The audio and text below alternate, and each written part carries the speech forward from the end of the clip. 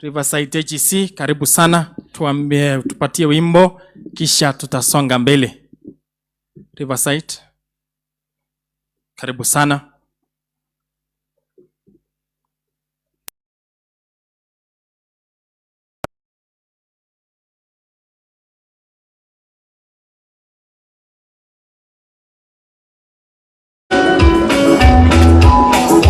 Okay, DJ. Riverside mkikuja kawage leja mite kafanana macho kwa mawalio amun kamache kapchana niko chok tawia. Karibu sana Governor wa Elgeyo Marakwet County Mheshimiwa Rotich, karibu sana.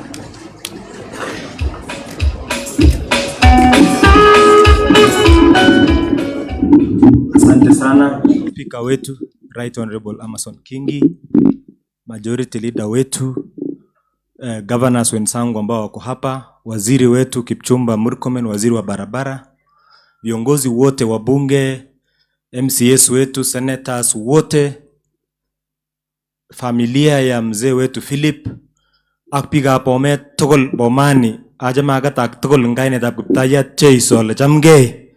Tusalamiane kwa hiyo Bwana asifiwe. Bas kwa wale wanijui, mimi naitwa Wesley Rotich, mimi ndio governor wa mahali inaitwa Elgeyo Marakwet. Nimekuja hapa kuleta rambirambi kwa niaba ya county hiyo kwa rafiki yangu Senator Sigei'S. Yeye ni rafiki yangu wa karibu sana na amekuja mpaka nyumbani. Nikasema leo kwa sababu yeye ako na msiba lazima nije ili niseme pole.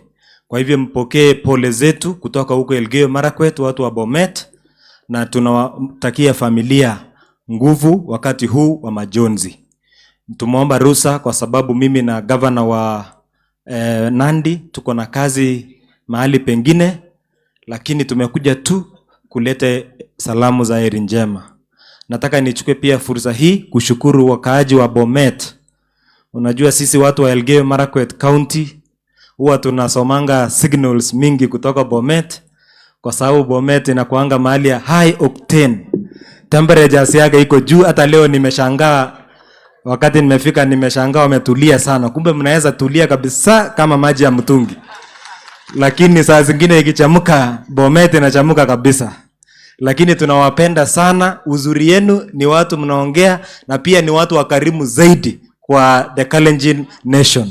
Bomet wanajulikana kwa ukarimu na kwa uzuri wao. Ningependa tu kuwaomba akasoma kupiga Bomet onamge pamoja ongaipoishe tugul kit kityo nekasome kiongozi chicho tugul chebo Kalenjin at this time ko ukone Jehova namba 2 wakati mara mbili kakotorete ongete 1963 akoi sai kakone Jehova ka boroindo age nebo 2 ako makingen kotokinyoru boroindo nebo 3 anan nebo 4 anan nebo 5 ko kit nasome alongebeishe boroindo nito korok ako sikepangan tai amun ngepoteza nito kotun komwoe chito kole kikikochi bichu 24 aketeshi 10 ko 2032 kororchinech biik kabisa kole salwai bichu bo Kalenjin nebo kwangut kotomasopche kenyisiek 34 komakosoptos au kotawetke kiptayat anan ne.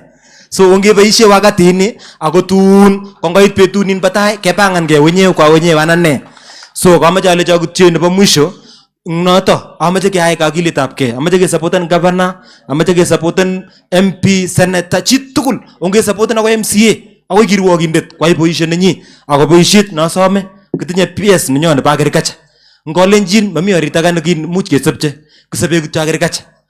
Amache asoma kole leye ongekilchigei kaya nakure high value agricultural crops kou biikab Central Kenya sikenyoru chepkondok ngoto kahawa ngoto pyrethrum choto tugul ak chego ako sikenyoru chepkondok chebo maana chitun keeku mogorek ngomondo arap Ruto tun ngacharet ko kakesopche. Mwisho, speaker wetu wa bunge, tunataka tukushukuru sana kwa ile kazi mlifanya kwa Senate and your colleague senators. You did a wonderful job to pass all the laws that were required by this administration. You have done your work. We want to tell you pongezi na asante sana. I have a very tough question to you, Speaker, because I'm an economist. I didn't attend even a single law class, and I must admit.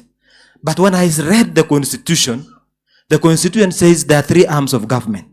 Each arm has its own distinct way of doing work. Now, in Kenya now, executive and the president is supposed to implement. You are supposed to do the laws for us.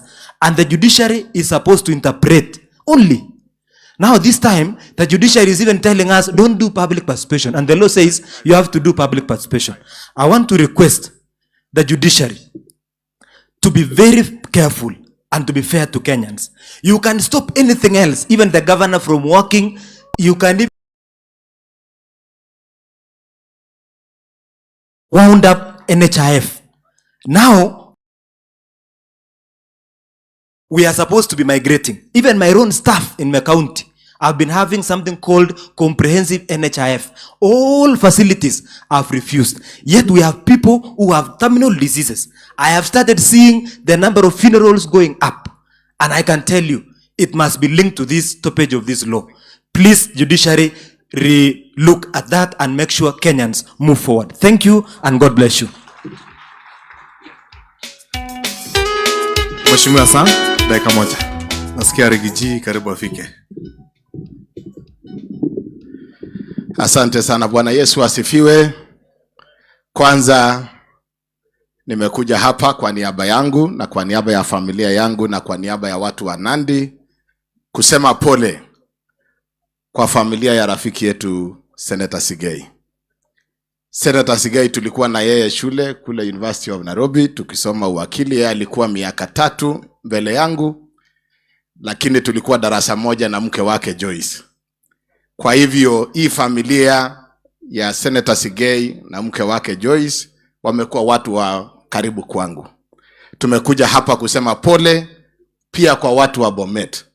Kumpoteza baba wa miaka kama hiyo, najua yeye alikuwa library. Yeye ndiye amekuwa nguzo katika jamii hii.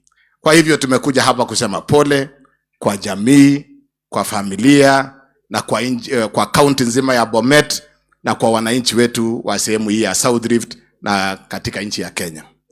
Pili, kama vile umesikia, tumeomba nafasi kwa sababu pia tuko na kazi nyingine. Kesho tuko na president na deputy katika ziara ya maendeleo kule Nandi, na ndio maana nimesema wacha niombe nafasi kwa sababu tuko na shughuli hiyo.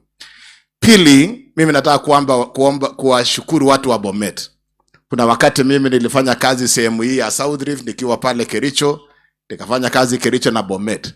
Hii sehemu, this is a community that believes in nurturing leadership. Ukiona huyu Senator Sigei ni one of the leaders ambaye tunategemea kule Senate. One of the effective, professional, sharp and eloquent leader. Akiwa chairman wa legal affairs, hii masheria zote, Bwana Kingi, speaker wetu Kingi, sisi kama COG tumekuwa na, and I want to thank you, and I'm speaking on behalf of the Council of Governors as their whip. We want to thank you, Speaker Kingi, for the relationship that we have between the Senate and the Council of Governors, between the Senate and the county governments. This relationship is at a good place. And part of the team that has worked together is that committee of legal affairs chaired by Senator Sigei. And we as Council of Governors, we want to pledge that we let us work together. Sisi tunashukuru Senate kwa kutupatia nafasi kila wakati nyinyi mnakaa chini kuangalia laws ambayo inakuja na bills ambazo zinakuja katika Senate. Nyinyi mnatu invite kama county governments so that we can all work on legislations that can be able to support devolution. Speaker Kingi, the senators who are here, and I've seen quite a number of the colleagues of Sigei, we as Council of Governors appreciate the work that you are doing. Even as you do your oversight, which sometimes is not very comfortable, we appreciate that that oversight is needed for purposes of ensuring that devolution achieves its goals. Finally, watu wa Bomet, nataka kuunga mkono mambo ambayo yamesemwa na Governor wa Elgeyo Marakwet.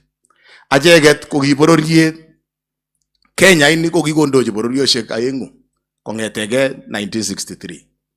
Kakojar sis ing number nebo aeng kenyoru ngecheret koki county nebo koki emetab Kenya koki bororietab Kalenjin kobun President William Arap Ruto. Amejo somok ngaminginetab Kenya. Netai ongemwochi kamuktaindet nemi barak kongoi ing nafasi noto kikone koki bororiet. Nebo aeng ko ongetech akesapoten inendet akesochi inendet sikosikyi kosuldae magutik chebo tuguk chemokyinigei biikab Bomet, Kericho, Nandi na Kenya mzima. Ile kazi ambayo iko katika nchi ya Kenya saa hizi ambayo president wetu ako nayo kubwa is transforming the economy of Kenya. And if you have to transform the economy of a country, you need all the hands on deck. We need members of parliament, we need MCAs, we need county governments, we need senators, all hands on deck. Lakini tukikuwa na siasa ya kusema transition na maneno ingine ya siasa ambayo inaguziana na maneno ya succession, we will lose the opportunity to transform our country at the current opportunity that we have. Let us give the support.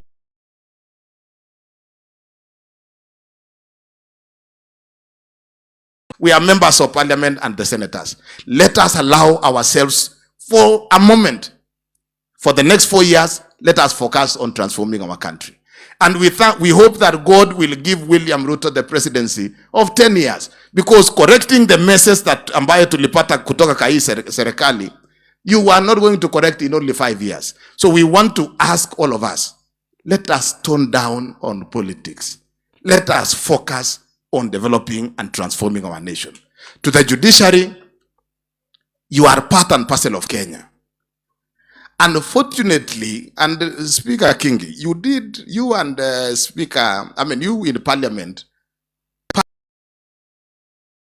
passed the legislations on the 4 laws on health, on UHC, all the way, mambo ya NHIF na hiyo team yote. You worked round the clock in the shortest time possible to give progressive legislations on health. The judges who have been used by people who are not interested in that transformation of the health sector enjoy a medical cover that is not dependent on national health insurance. That is why they can afford to make reckless decisions on those legislations, because they are not affected. Unfortunately, even small judicial officers, court clerks, are being subjected to humiliation and that difficulty because our elewi. So we want to tell the judiciary, you are part and parcel of Kenya. Can you be part of the team that works towards the transformation of Kenya, ili tuweze kwenda mbele kwa pamoja.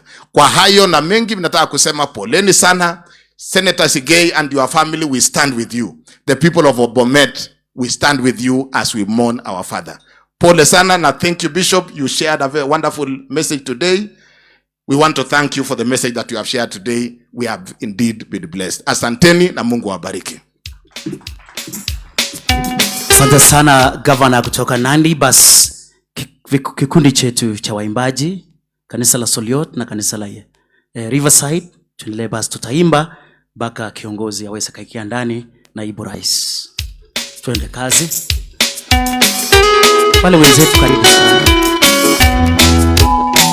Katibu mkuu wa NAT OU.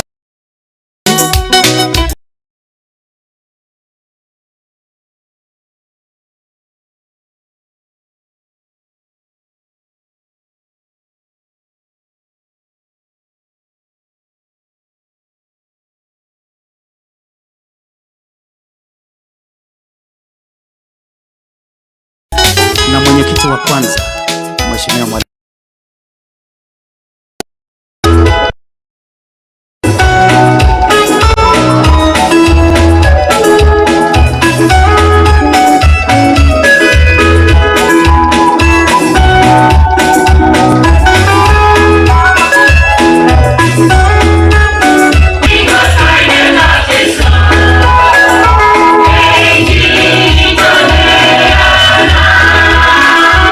Viva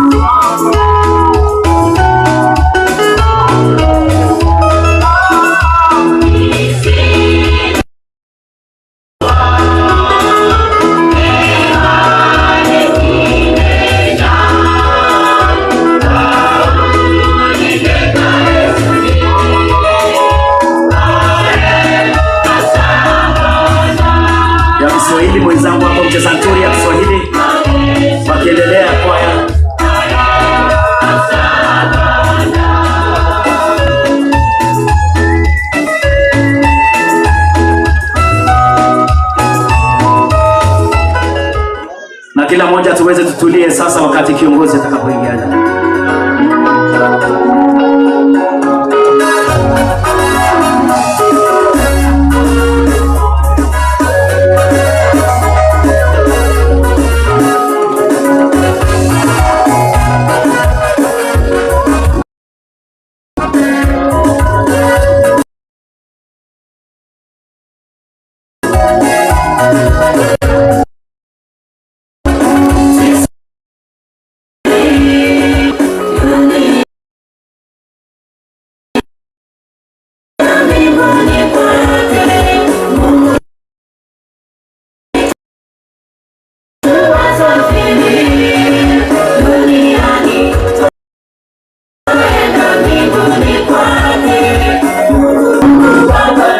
Anabaki kuwa Mungu. I want us to sing, nataka tuimbe chorus. Baba wetu wa mbinguni, mapenzi yako yatimizwe. And I want us to clap once. Baba wetu wa mbinguni, mapenzi yako yatimizwe. Nataka tuweke mkono yetu timizwe kwa jamii, mapenzi yako yatimizwe. Tu wa mbinguni, mapenzi yako yatimizwe. Menya ni ngoya yakwe, ngoya yang magengung nemye. Nemigimse weti ngoya yang magengung nemye. Engo hita ni ngoya yakwe, ngoya yang magengung nemye. Gimse weti ngoya yang magengung nemye. Kwane nane migimse weti ngoya yang magengung nemye.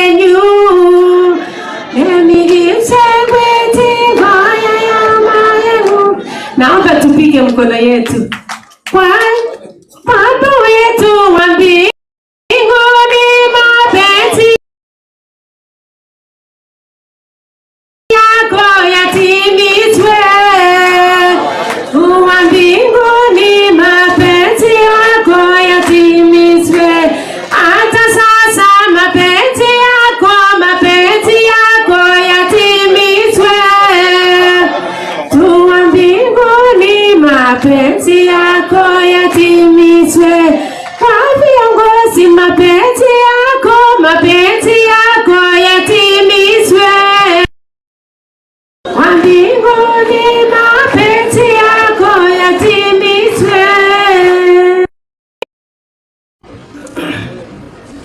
Endelea, let's continue. Tuimbe, nishike mkono Bwana. Sawa, thank you. Kwaya. DJ utupie mateso.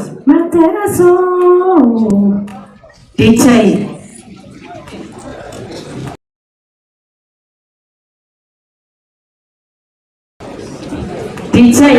Yani tukae chini kidogo. Kwaya. Kwaya. Sawa, Emel. Majority leader wamesema kwaya imbe. Thank you very much.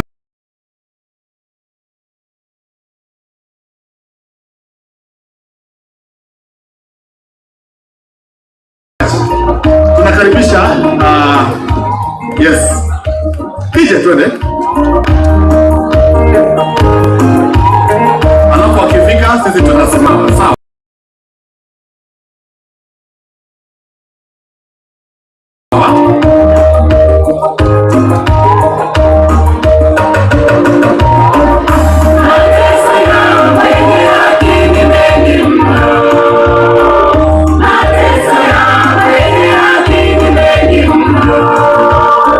Lakini Bwana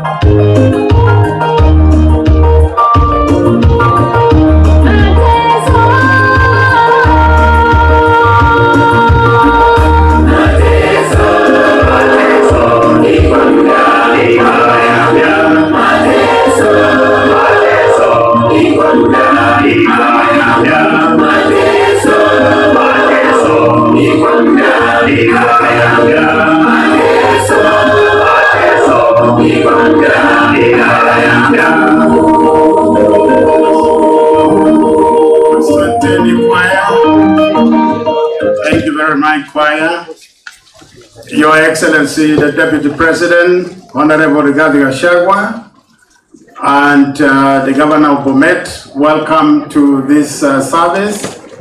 We have just completed the church service, and I would like to open with a word of prayer for the next session. Tuombe. Baba aishie milele, Mungu wetu Yehova, twasema ni asante Mungu wetu kwa wema wako. Ni asante kwa sababu wewe ndiye Baba ambaye unaturehemu wakati kama huu. Ni asante Mungu, umeneemesha familia, ukawapa amani, ukawapunguzia machozi walio nayo wakati huu. Baba, tunakushukuru kwa wageni ambao wamefika wakiongozwa na naibu wa rais. Tunawaombea wote Mungu kwa neno la kutoa faraja kwa jamii, ili neno lote litakalonenwa mahali hapa liwe la faraja. Baba, uwepo wako uwe nasi kutoka mahali hapa mpaka thamati. Twakupa enzi na utukufu kwa jina takatifu la Yesu Kristo aliye Bwana na mkombozi wetu. Amina. Tuketi chini. Nitampisha sasa state MC Naomi nafikiri aweze kuendelea mahali hapa. Your Excellency, we have completed the sermon, and therefore we are requesting that the next speeches will be done. God has honored us so much today. Mungu ameturehemu kiasi hii Bomet imekuwa imenyesha kutosha. Na nafikiri tukitamatisha chini ya saa moja, alafu state mturudishie kanisa tuweze kumpeleka mzee kupumzisha. Naomi.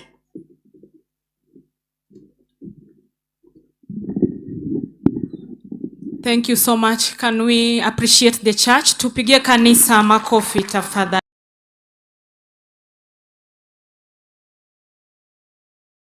Of the service, and we are ready to go into the next session. Your Excellency, the Deputy President of our beloved nation, Honorable Rigathi Gachagua, the bereaved family of the host Senator, Honorable Hilary Sigei'S, the Speaker of the Senate, Honorable Amason Kingi, all cabinet secretaries present here today to console with the bereaved family. Your Excellencies, the governors present, led by the Governor of Bomet County, His Excellency Professor Hilary Barchok, all principal secretaries present here today, all senior government officials and leaders, both from the national and the county levels, the church, and the great people of Chepalungu. Habari ya saizi.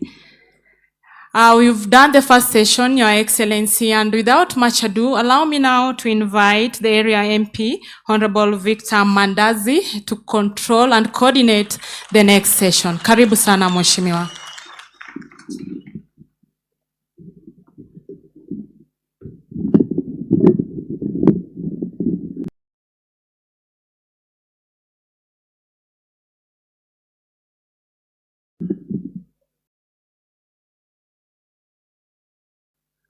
Bas, thank you so much, Your Excellency, the Deputy President wa nchi yetu ya Kenya, Mheshimiwa Sigei'S na familia yake yote, all leaders present here today, na wananchi wa Chepalungu, wananchi wa Nyongores, na wananchi wote wa Bomet County na Kenya mzima.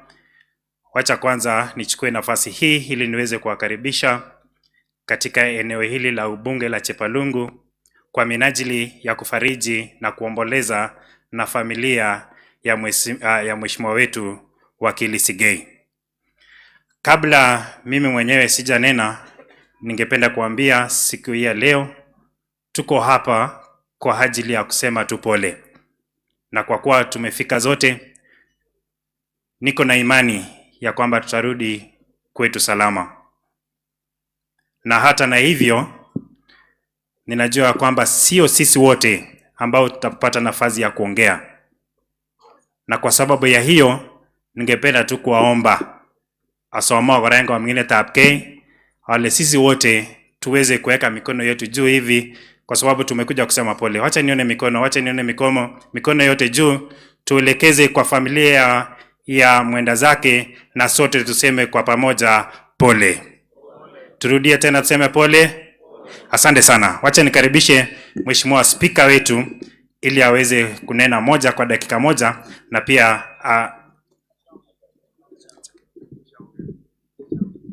najua nilikuwa nishaongea, lakini sasa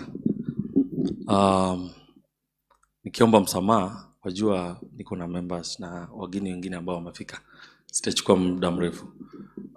Your Excellency the Deputy President, governors wote ambao mko hapa, PSS ambao mko hapa, mawaziri wote na itifaki zote zikizingatiwa, Your Excellency the President, nakaribisha sana Bomet.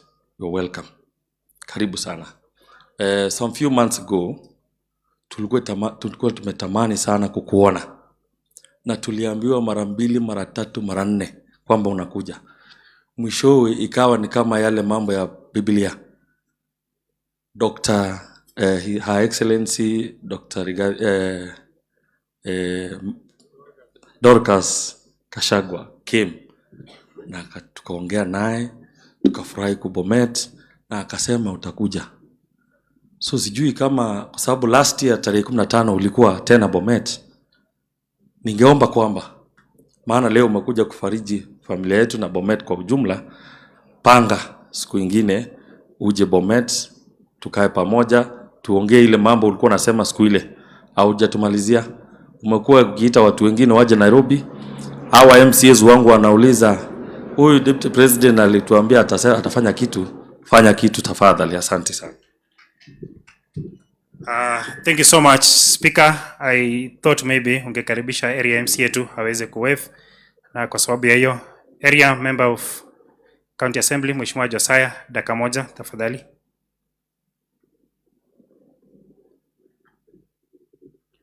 Bas songe chabagen ke time Mheshimiwa nenyon 1-2 manona kile 1-2 ke masa genge 1-2 tongo chabagara 1-2. Asante sana, karibu. Asante sana Mheshimiwa Deputy President and all protocol observer.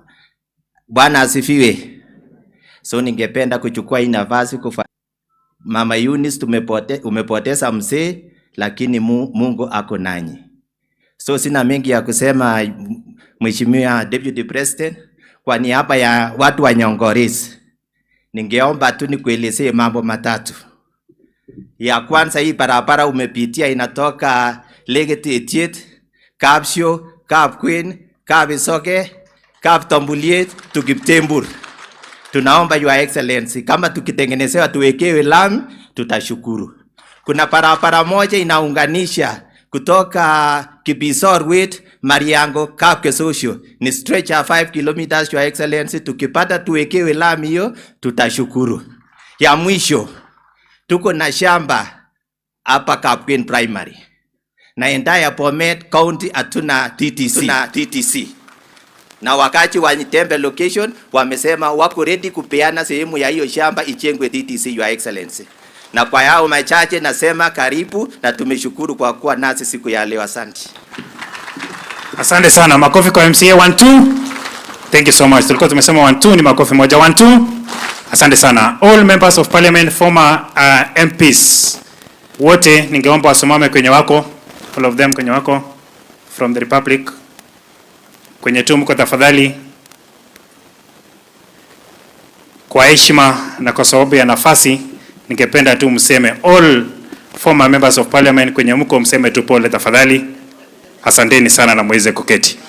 I would now like to welcome Amateur Som, niweze kukaribisha all sitting members of parliament ambao wamefika siku ya leo, waweze kufika tu hapa mbele tafadhali, tuone fenye tutapanga. All sitting members of parliament kindly.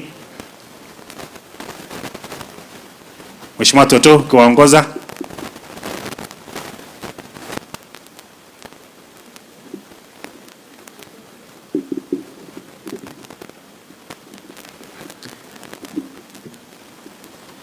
All sitting members of parliament kindly, wale wa Bomet County waweze kupanda kwenye jukwaa hili lenye niko.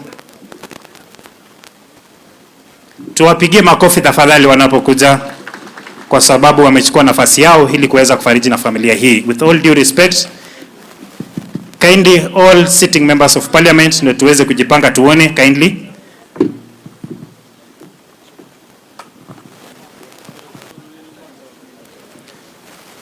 Neno som kebirchi ne utine ngamun kagoim nabas. No, 1 2. Asante sana. So let me start with my immediate neighbor, Mheshimiwa Richard Kilel, aweze kusema pole kwa dakika moja tu, kwa sababu mnaona wenzetu wako wengi. Karibu.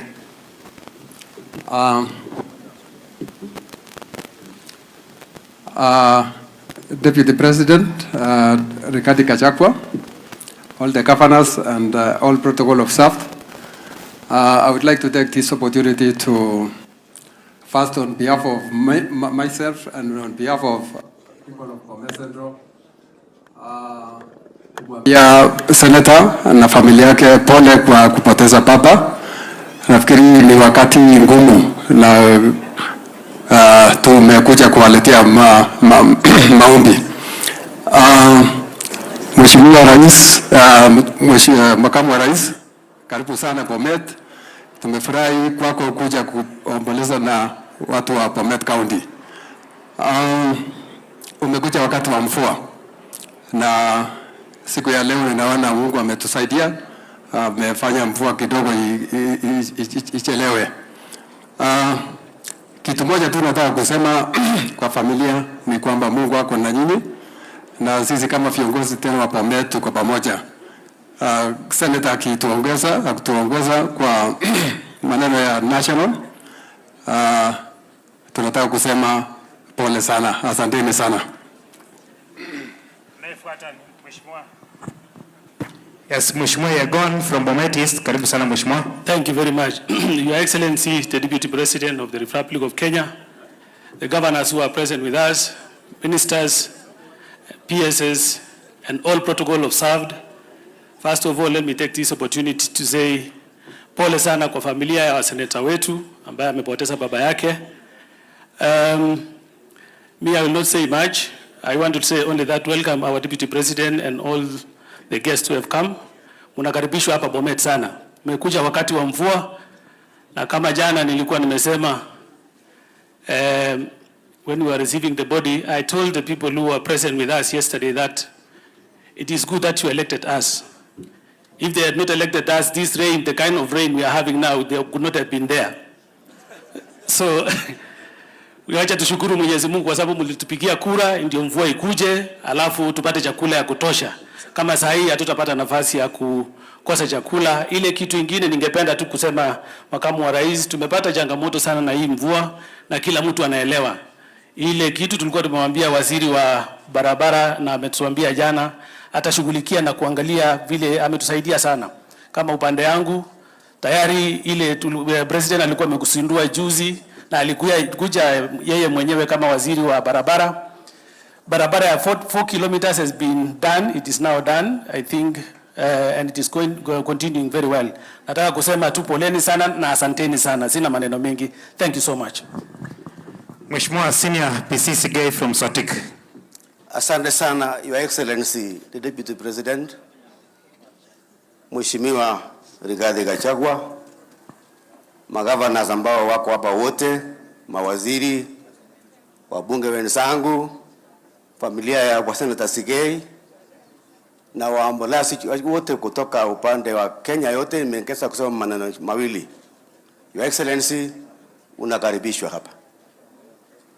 Secondly, nataka kusema pole kwa familia Mheshimiwa Sigei'S Senator. Tumekuwa na wewe tangu mambo itokee, tunawatakia kila laheri. Your Excellency, nataka kusema kitu kimoja.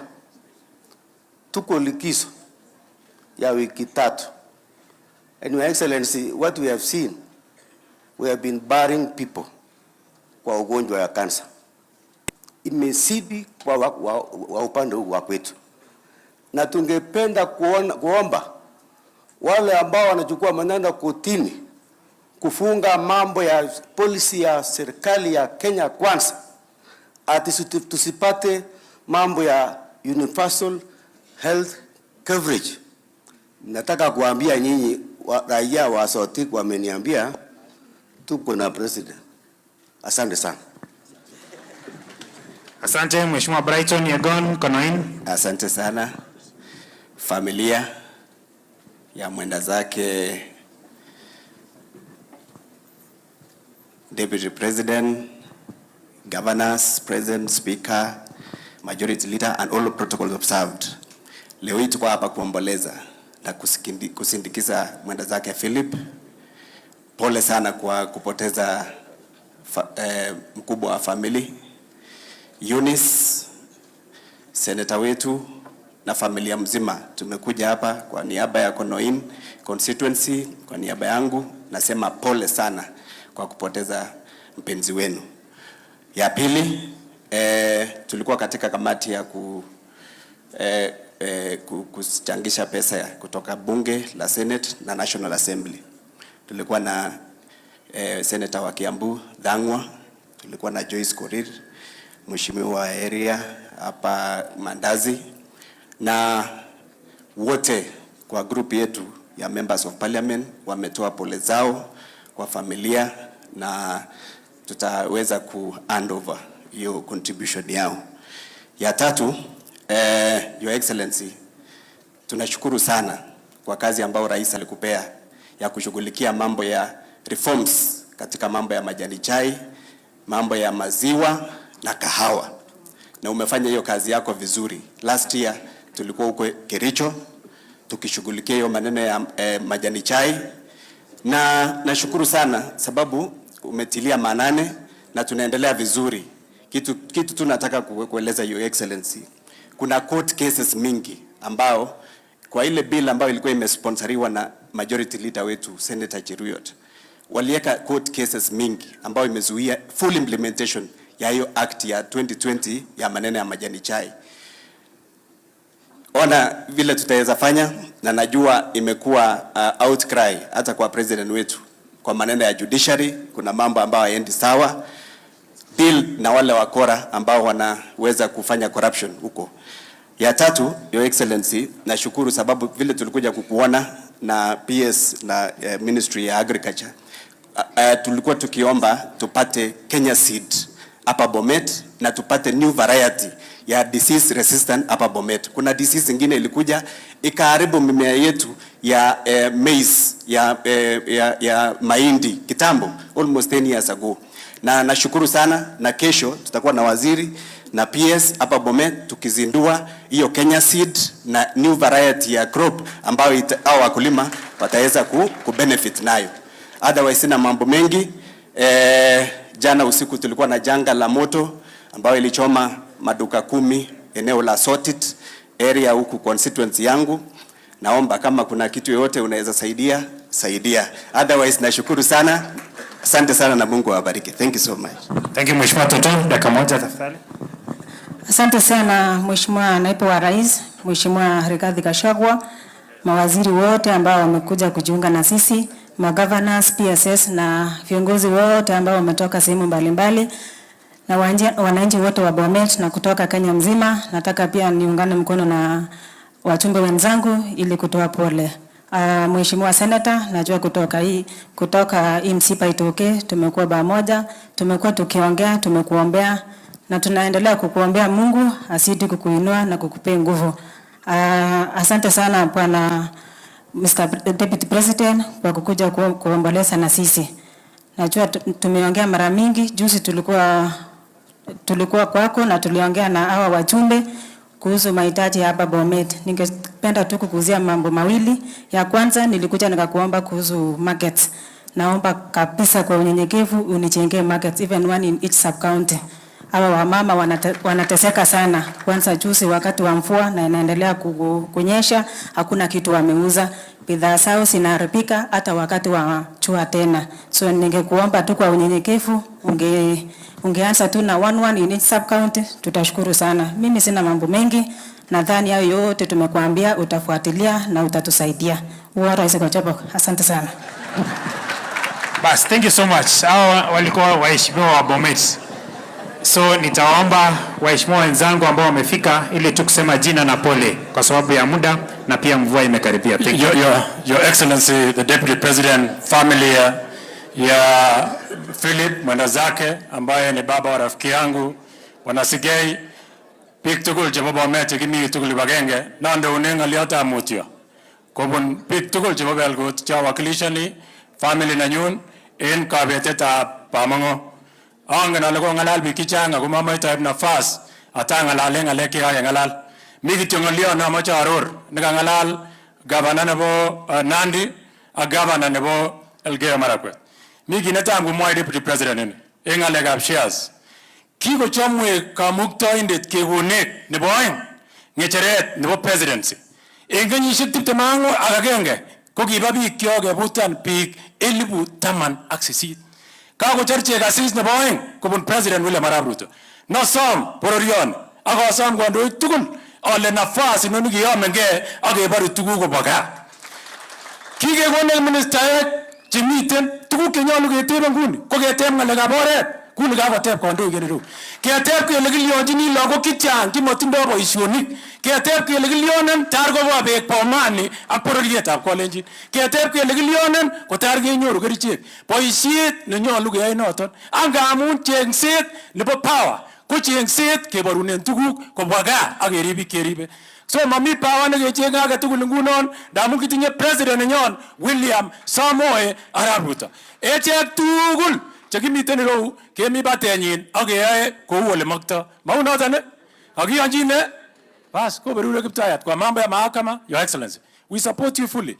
There is no agency in this country that should not be criticized. That is the essence of democracy. Sisi wabunge hapa tunachorwa kila siku kwa Facebook, makatuna, and we don't make noise because we are accepting to be criticized.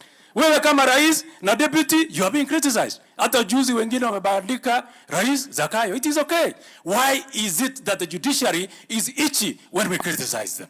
It is reason enough to know that there's a problem in the judiciary. Wewe kesho ende huko na sisi wengine tutaandamana na wewe. We need radical surgery in our judiciary. Ngoberu Kiptaya. Kiagano lengwong agib kendin, kiaga mbechere anwego mosik akotinye lawak kisere. Kongwe mese. Kindly wabunge naomba tafadhali jina tuna pole kindly.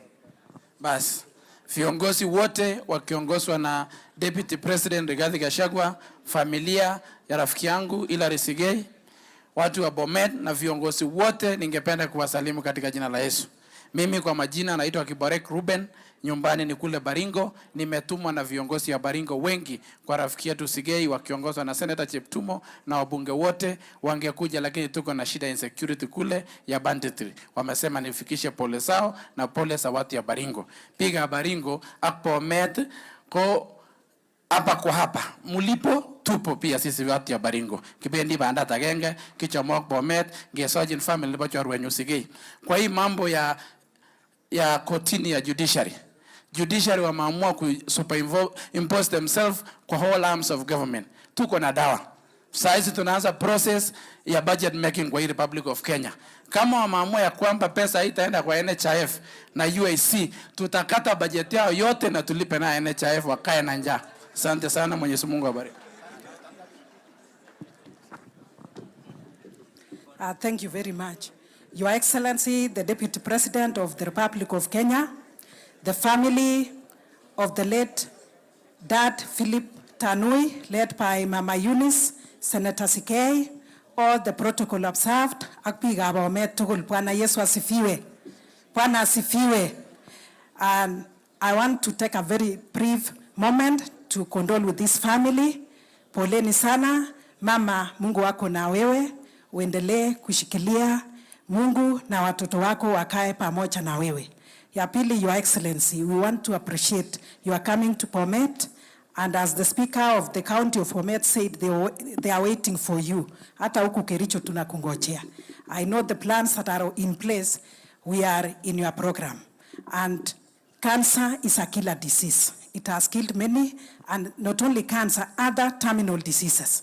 And when we talk of the universal health coverage, Your Excellency, we are serious on that because the many people in our country are suffering. And these people the judiciary are not for us. They are always bringing issues, but we are standing with the government of the day. We are standing with the government of His Excellency, the President and yourself. And therefore, when the day comes, when we'll be going there, we are supporting you, and you know, Your Excellency, tunakupenda sana hapa Kericho na Bomet. Mungu awabariki sana. Thank you very much. My name is Beatrice Kemei, Gigura Beatrice Kemei, Mama County nebo Kericho, agobi ka Bomet, kichomok, mami komosyo komosyin ki agenge tugul. Kongoi. Kongoi, ngebara kereben ko makingirot kele kiriptoitono. Kero yon kachanga obirchin neut sikokona microphone atesta akoi. Ngamun tor koui kasit en karibu chererot. Mobiri seut ngot kochanga chechu. Your Excellency, the Deputy President of the Republic of Kenya, our Senator Sigei'S and your family, Mama Eunice, and all protocol observed. Wacha nichukue fursa hii niwasalimu nyote katika jina la Yesu. Bwana asifiwe. Wacha nichukue fursa nipate kuwafariji ama kufariji jamii ya Sigei'S kwa sababu ya kupoteza baba wao mpendwa ambaye amelazwa hapa. Ningependa kusema aliyelazwa hapa is a hero. Kamwagip Sigei'S kole mayenge tuilel. Yenge ngetundo. Kwa macha mwaga lenjo boyondeni ko yogone kandoindet en emoni. Ne indochin nekitoretech akot Senate. We have a very shrewd leader in the name of Senator Sigei'S.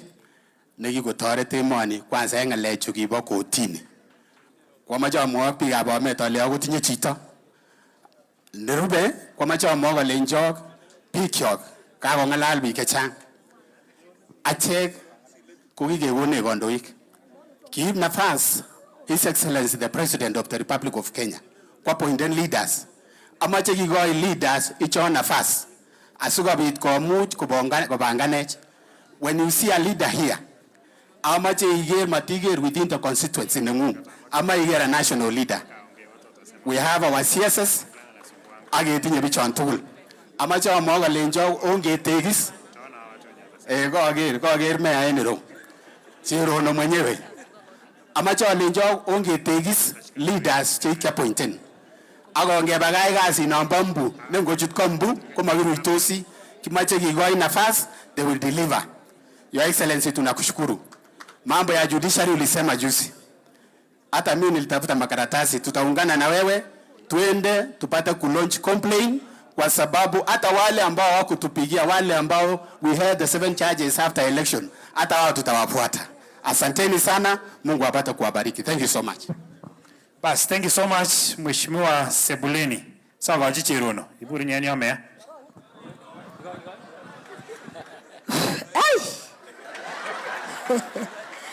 Ay! Senator Nanamegoro President Kachakwa Kala sweta ina noton ochakwa amungo agalolo nyona. Tomo nyon wakili kosipko porto nekiyae ane. Kiam na long time ingeno tabasita sige. Abaro awalitein. Tebe na rabishek nekito malipan nguni. Nek 6,000. Kokanyon amwaun ochakwa ale kileweni kora. Kileweni no wange chere mato sitwaswas. Kwane cherono Cosmas akandoik cheterter. Macha mamutyo nekoto biikab radio. Biikab radio twesili ot Kibet Eric bichombo radio tugul. Akasa cheechen kokanyone anyamwa mutyo nekoto bichotet. Number 2 amache alein wakili kongoi sisingee ndo makona rabishek kokanyone alein mama no mutyo missing en boyondeng'ung. Kebet boyondeng'ung komi Jehova koboten. Mengeng'alin kele kimi tuan. Bichu kobendi nguni. Irib aman. Iribchi bamong'o. Bas, ongebirchi neut ngamun kakonyor chokobo sipitali saishek 10,000 cherono asikotoreten komosik. Kangorok netomo amwa. Mheshimiwa non kokonyo mi kainet nekekure bara chebo mbungu. Ngocha. Chebo mbungu ngoro? Mi yu. Kin kemi ireyu kiitu borto ko koimi kora. So oib kwa serikali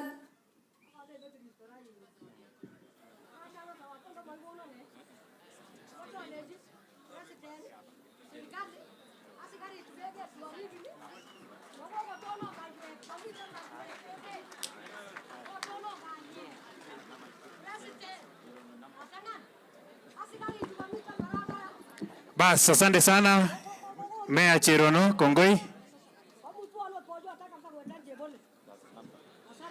Nama intorete to goibirchi neun gam ka gomgane gatae chek tul tafadhali makofi kwake 1 2. Asante sana. Thank you so much, Your Excellency, the Deputy President, Honorable Rigathi Gachagua, the Cabinet Ministers who are here, and the Excellencies, the Governors, the family of Senator Sigei'S. I want to pass my condolences to the family and to the people of Bomet. Thank you so much for coming to condole with us as a family. Your Excellency, Bomet may have been said to be the hotbed of the Sigei'S politics. But today we are a quiet nation, mourning and believing in the Kenya Kwanza plan that we have. As your people and as your MPs, we would want to assure you, Your Excellency, that we have only the plan to implement. And whoever stands against the plan will be standing against the people of Kenya. To the judiciary, we will always tell them, wherever there shall be corruption, we will speak about it, whether in the legislature or in the executive, or even in any part of this nation, we will speak so that this nation may remain as one progressive country and as a nation.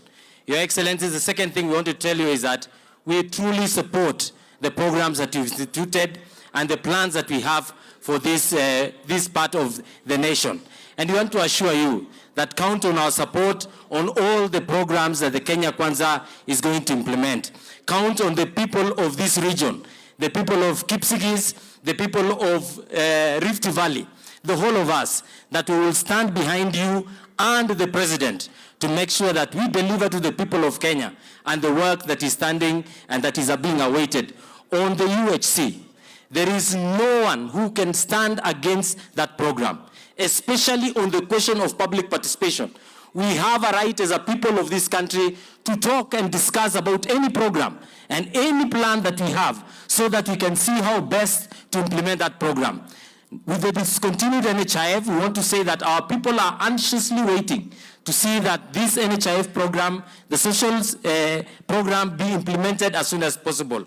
And we will join you on Thursday to make sure that they hear our voice and they hear the nation of Kenya speaking about the progress that we have and the plan that we have and the cleaning of the nation. And that is our wish for the nation. To the family, we say, pole ni sana. Pole biga Bomet, mutia mising, ngetebigo mie, ago berure Jehovah, ago ribwe chemoni. Kongo mising. Your Excellency, the Deputy President of the Republic of Kenya, the family of our friend, Senator Hilary Sigei'S, Cabinet Secretaries, Governors, and all protocols observed, leo tumekuja kuomboleza baba yetu ambaye amelala, na tunataka kumshukuru Mungu kwa ile miaka alipewa huyu mzazi kukaa na watoto wake. Watoto wamesimama hapa, Your Excellency, ni watoto wamelelewa kwa njia busara, na tunashukuru baba huyu. Kwa watu wa Bomet, asanteni sana kwa kujichagulia Senator Hilary Sigei'S, Senator ambaye ni wakili sharp, saa zingine ni Deputy Speaker kule bunge na anasimamia kazi ya Kenya Kwanza kikamilifu. Pili, Your Excellency, ni kushukuru kwa kupata nafasi kukaa na sisi wakati wowote. Umekuwa ndugu, umekuwa msaada wa karibu wakati wowote tukiwa na mambo kama haya, mambo ya maendeleo, uko na sisi. Na zaidi tunajua unatupenda sana, kwa sababu ukikaa hapo nyuma yako ule mtu wako wa mkono ambaye anachunga ofisi yako ni kijana wetu kutoka hapa Bomet, Bwana Towet. Endelea kuongeza wengine. In fact, anatoka hii ward ya Nyongoresi, Your Excellency, Bwana Towet. Ile kitu tunaomba ni kwamba mwaka huu wa 2024 iwe mwaka ya kupunguza siasa na iwe mwaka wa kufanya maendeleo zaidi. So mawaziri wako hapa, Your Excellency, tunaomba watoe ofisi ya Nairobi. Davis Chirchir akuje atutengenezee mambo ya stima, Kipchumba Murkomen akuje atutengenezee mambo ya barabara. Hakuna waziri wengine isipokuwa hawa. Florence Bore anafanya kazi mzuri. Saa hii anapeleka watoto wetu kule ng'ambo kwa amri yako na rais. Soipan pia waziri wetu wa environment anafanya kazi mzuri. Ile climate action, kuja ufundishe sisi hiyo maneno, tupate ile pesa ya carbon credit hapa South Rift, Bomet, Kericho na Narok. Your Excellency, asante sana kwa kufika kufariji na sisi. Hatuna maneno mengi, piga Bomet. Kosomale kenyini koing nebo bandab tai neo. Kenyoge ya yuagor tenue kyokotebe MCA ak yetebe mandasi ni. Ongen ole kilewe mandasi. Ako mache mandasi ni kelewen tun. Koko si kelewen tun, koko ya ortinwek kupitia ofisi ya Murkomen, ako chop sitimok kupitia ofisi ya Davis, ako amuno pitanin kubun ofisi ta Florence. Iyo mambo ingine kerib serikalit after 2027 kenyoge ngalal chebo landaetab oli. Nguni kaya kasit. Asanteni, Mungu awabariki. Naitwa Hilary Kosgei, MP from Kipkelion West, Kericho County.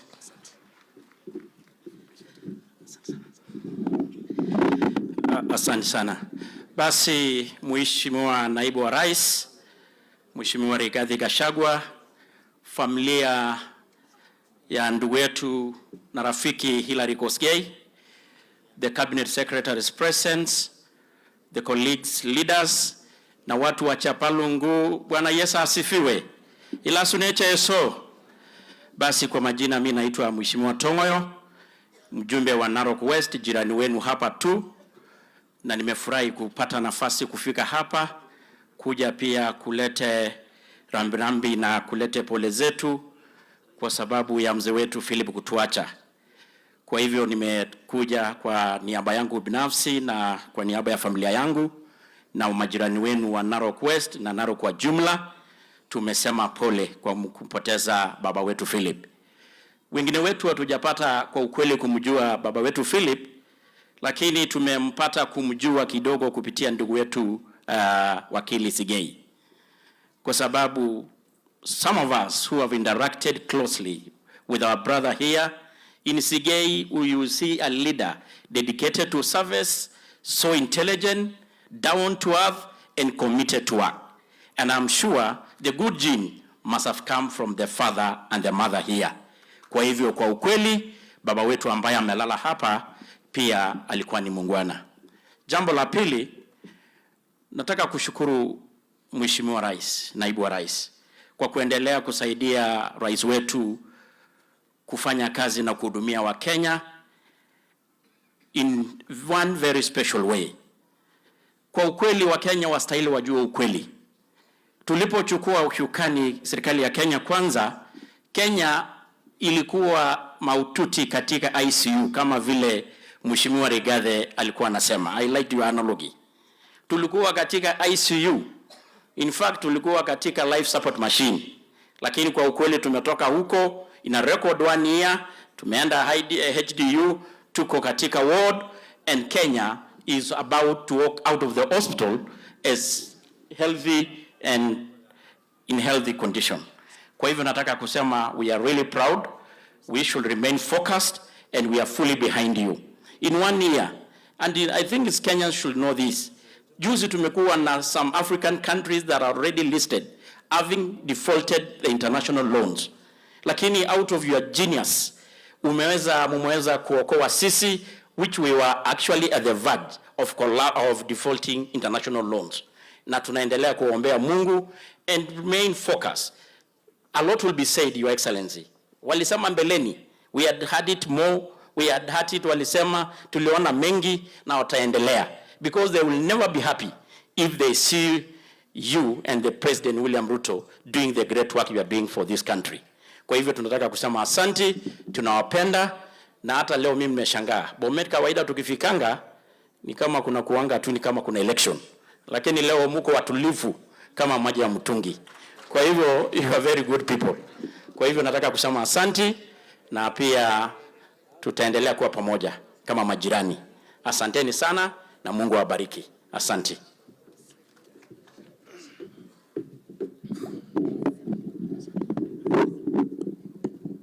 Your Excellency, the Deputy President of the Republic of Kenya, Mheshimiwa Rikichi, msema kweli, governors present, our ministers present, our very able leader of majority present, the members of the clergy led by Bishop Langat, wafanyakazi wote wa serikali na waombolezaji wote, amjambo. Amjambo tena. Bwana Yesu asifiwe. Yangu haitakuwa mengi. Nataka tu niseme toe pole zangu, na pia nitoe pole kwa niaba ya familia yangu, na pia nitoe pole kwa niaba ya wakaaji wote wa constituency ya Kuresoi South. Nataka niambie rafiki yetu Senator Sigei na mama mchane na watoto wa familia hii na wakaaji wote wa Chebalungu, nataka niambie nyinyi poleni, poleni, poleni sana.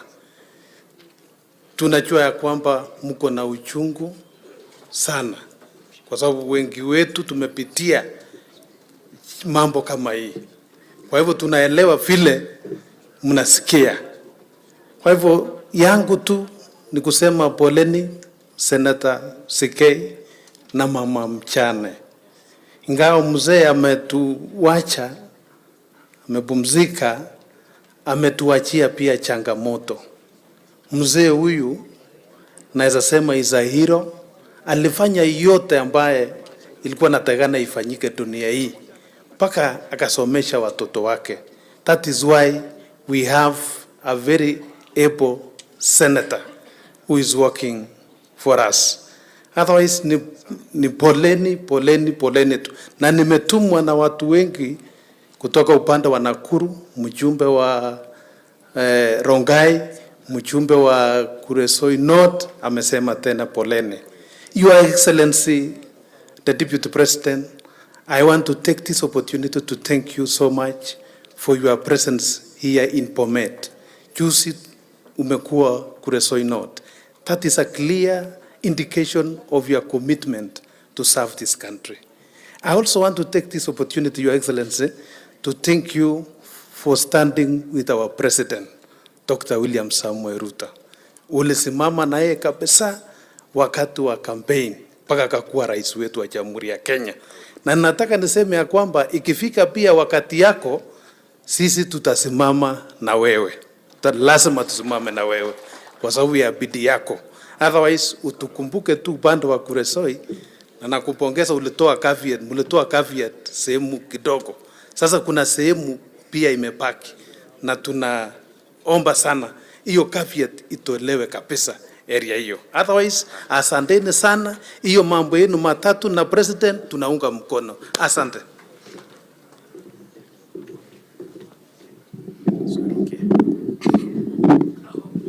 Asante. Makamu wa Rais wa Jamhuri ya Kenya, familia ya mwenda zake mzee Philip, wajumbe walioko hapa, maseneta, magavana, mawaziri, ak biikab Bomet tugul ongegatke chamge. Okata ni chamge. Mimi majina yangu naitwa Mheshimiwa Caroline Ngelechei. Mimi ni mama county wa county tukufu ya Elgeyo Marakwet. Nimekuja pia hapa kulete pole zangu kwa niaba ya Elgeyo Marakwet, kwa niaba ya mimi mwenyewe kama rafiki ya Senator Sigei. Senator Sigei tumesema pole. Wajumbe wa pale wangekuja, lakini jana president alikuwa pale, bado walikuwa wanarudisha masufuria ya wenyewe. Na Deputy President tunashukuru sana. Hatukupata nafasi kusema asante baada ya nyinyi kwenda, lakini mambo yetu yalitimizwa. So watu wa Bomet, mimi pia nimekuja kusema poleni. Na biga Bomet umnyache na mko wazuri leo. Ile siku nilikuja sherehe ya watoto kichus kumen goret. Amoga ngowid nana nene. So tunashukuru sana. Mimi tu nataka kusema neno moja kuwa Mheshimiwa Deputy Rais, sisi tuko imara na tutaki kutishwa tena na one arm of government. Sisi kama bunge tuna support kazi ya president, na kwa ajili nyinyi na president hamuko wenda wazimu. Mnajua ile mliahidi wananchi na maana waliwapigia. Hiyo judiciary si wao, ni ile watu walijiita deep state na maneno yao ikaanguka. Mimi nataka kusema hivi, ulisema Thursday wewe unaenda pale. Mimi pia nakuja na yangu na watu wengine tuandamane pale, tuambie wawache president yetu afanye kazi bila kuguzwa. Pia mwisho wananchi wa Bomet na wajumbe wetu tukue watu wa kusema asante. Amoganye gena metenda biga la ko guru biga la chigi mami serikali tenda kenamji. Ki kwa serikali tuguk chachang. Ki gogonech mbolea kwa bei ya chini. Ko gogonech universal health care. Chang tuguk chikakobwa. Konyone chita wole jo ki kwa uchumi barak. Onam jaga kwek tenda maegerib lagok chechicho magonok chi alak otoben waziri chemiyu. Ndiki manangwang serikali ndotinye? Damito? Ongerib nikikogonech kamuktaindet. Nilikuwa tu nawaambia Deputy President tujikaze, safari ya mbinguni sio rahisi. Asante sana.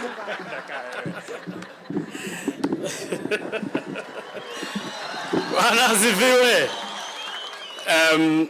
Mheshimiwa Naibu wa Rais,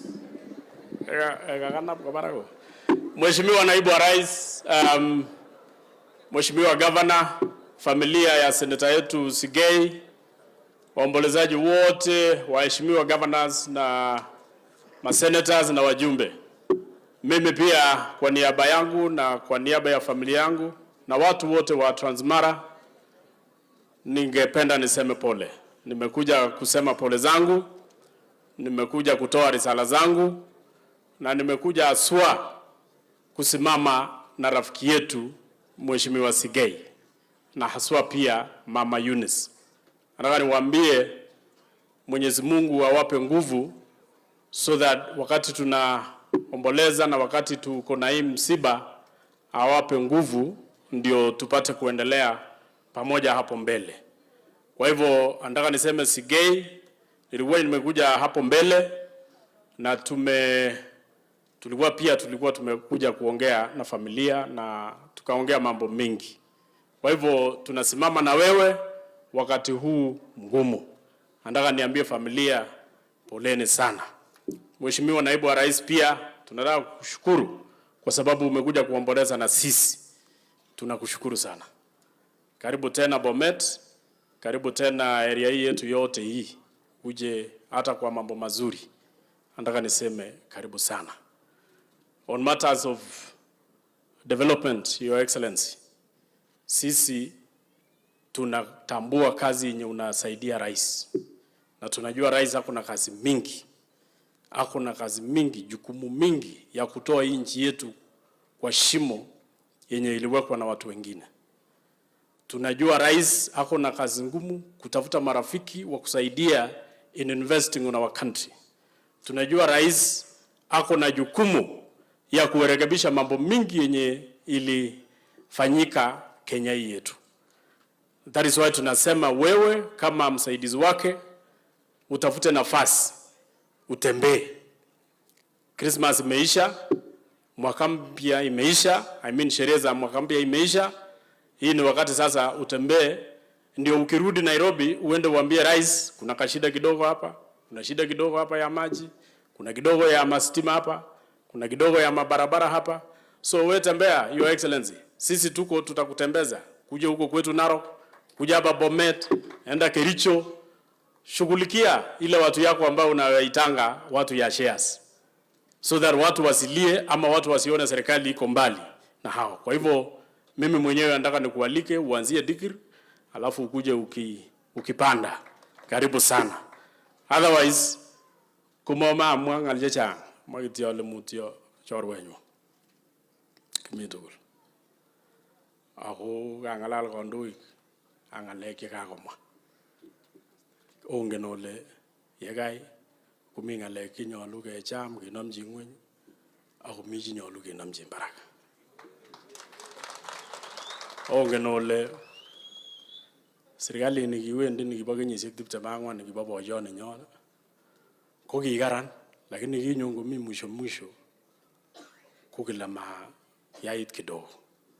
said that kiyach president mingune konyo nyagoro kutomot koit kusoma jeret ko kiyach konyagoron tuguk chekikan kemwaita en bororienyo kut ko nguni konguyoni bororioshekab Kenya kole kayam kikoin koik president ko chang tuguk chekiyach kinya ele kibune kora kejerani His Excellency kutimdo kejerani ko kimi kotit walit kirut timin Sigei'S kemoche keng'ololjingei ko ki kandoik chekikilewen ak chekikikoi kasit en barak echek chekikilewen ko kikilewenech ketoret His Excellency the President ko deliveren to bikyok chekilewenech ko chito nekikikoi kasit akine jukumu ngune teleljini kasit nekakonin His Excellency onge deliveren akongetech chomyet akonge bakach ng'alek chechang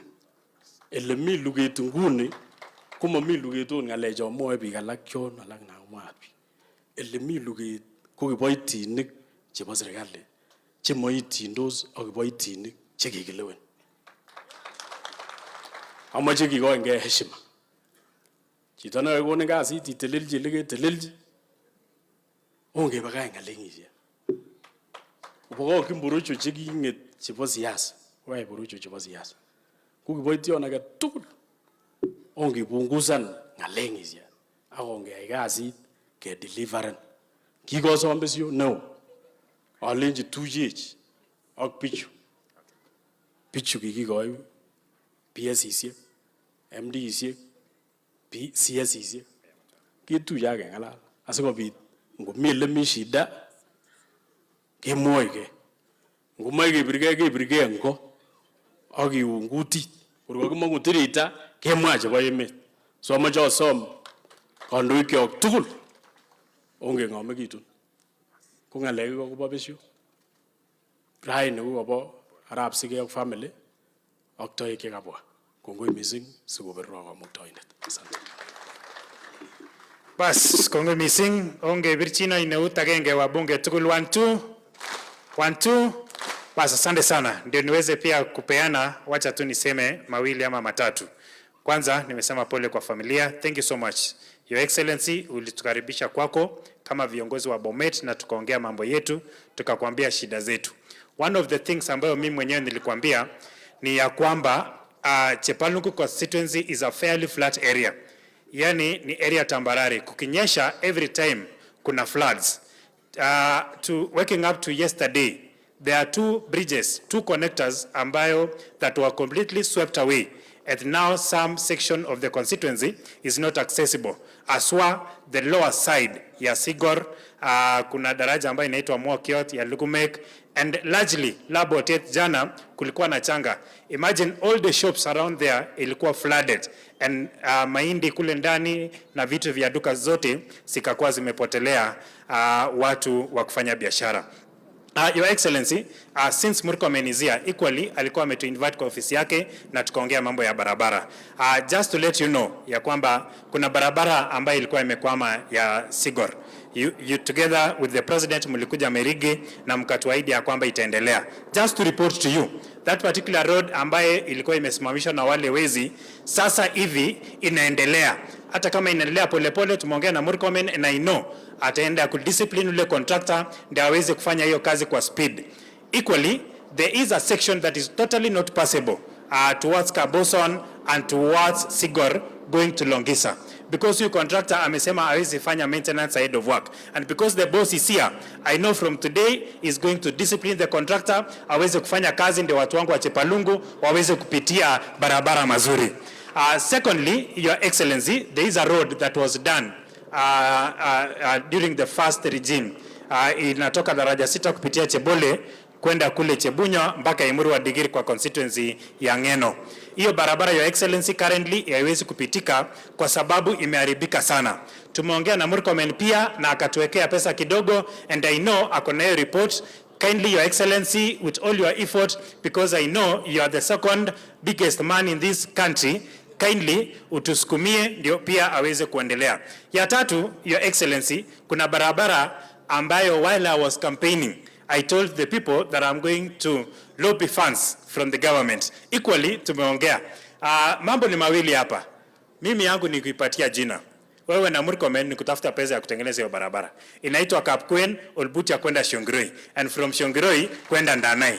Kindly, with all due respect, hata kama wanasema tungoje tukiendelea kurekebisha uchumi ya Kenya, kindly consider, hata kama itakuwa inafanya 5 kilometers, 10 kilometers, bora imeanza, Your Excellency. I know with all your abilities and all that, we're going to do what is necessary. Hata mimi nimeambiwa nimalize kwa sababu nilikuwa naambia wengine wamalize. So kwa sababu nilikuwa nakaza watu, sasa imefika wakati wangu wa kukaza. Equally, CS series here, ogola kwenyon. Kikibur tugul kikogureke bo office kengololchine angandan miten uindo nekiten kou none ko kikengololchin ak Chirchir kikechoran kokwotinwek chuchok chechang, lakini matono mwaitechi mheshimiwa Chirchir ngamun miten yu en betutab raini. Ne nakase kut agenge nebo CSS chechok kimiten yu akot Soiban. Mheshimiwa Soiban, wacha tu nikwambie, we have a forest hapa Shongiroi. Before I forget, hapa Shongiroi we have a Chepalungu forest. Iko shida kidogo. Niruhusu nitakuja kwa ofisi yako. Nimekuwa nikikutafuta kidogo, but ulikuwa umeenda shughuli zingine za serikali. So I'll come back to you kindly, because wale maafisa ambao wako huko, unajua watu wetu hawana shamba ingine, watu wanaingia, wana grace hapo, wanapata pesa kidogo. But tumeagree na wao, tumeketi chini na wao, tukaambia hii miradi ya serikali ya kuchunga misitu yetu lazima iendelee. And they have all agreed in one accord ya kwamba tuweze kuifence. Kwa sababu huwa si eti wana grace their cows huko ndani, wakipatikana kwa barabara wanashikwa. Na pati mbaya wakishikwa wanalipa shilingi 500. Ni aibu sana nikwambie mbele ya watu. Lakini kulipisha 500, kuna siku walikuwa wameshika ng'ombe 2000. Na tukawaambia ya kwamba walipe hii pesa kwa serikali. Wale watu wakasema hapana, hawezi chukua hiyo pesa, waweze kulipa na cash. Kama mbunge nimejaribu ile naweza. Now I give it back to you. Kindly take action ndio watu wangu wa Shongiroi na watu wote waweze kupata haki yao.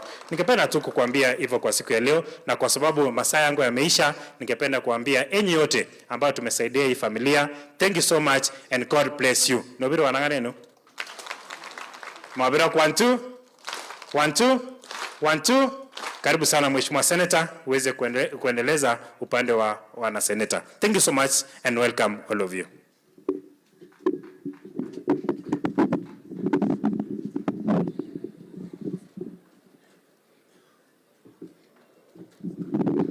Your Excellency, the Deputy President,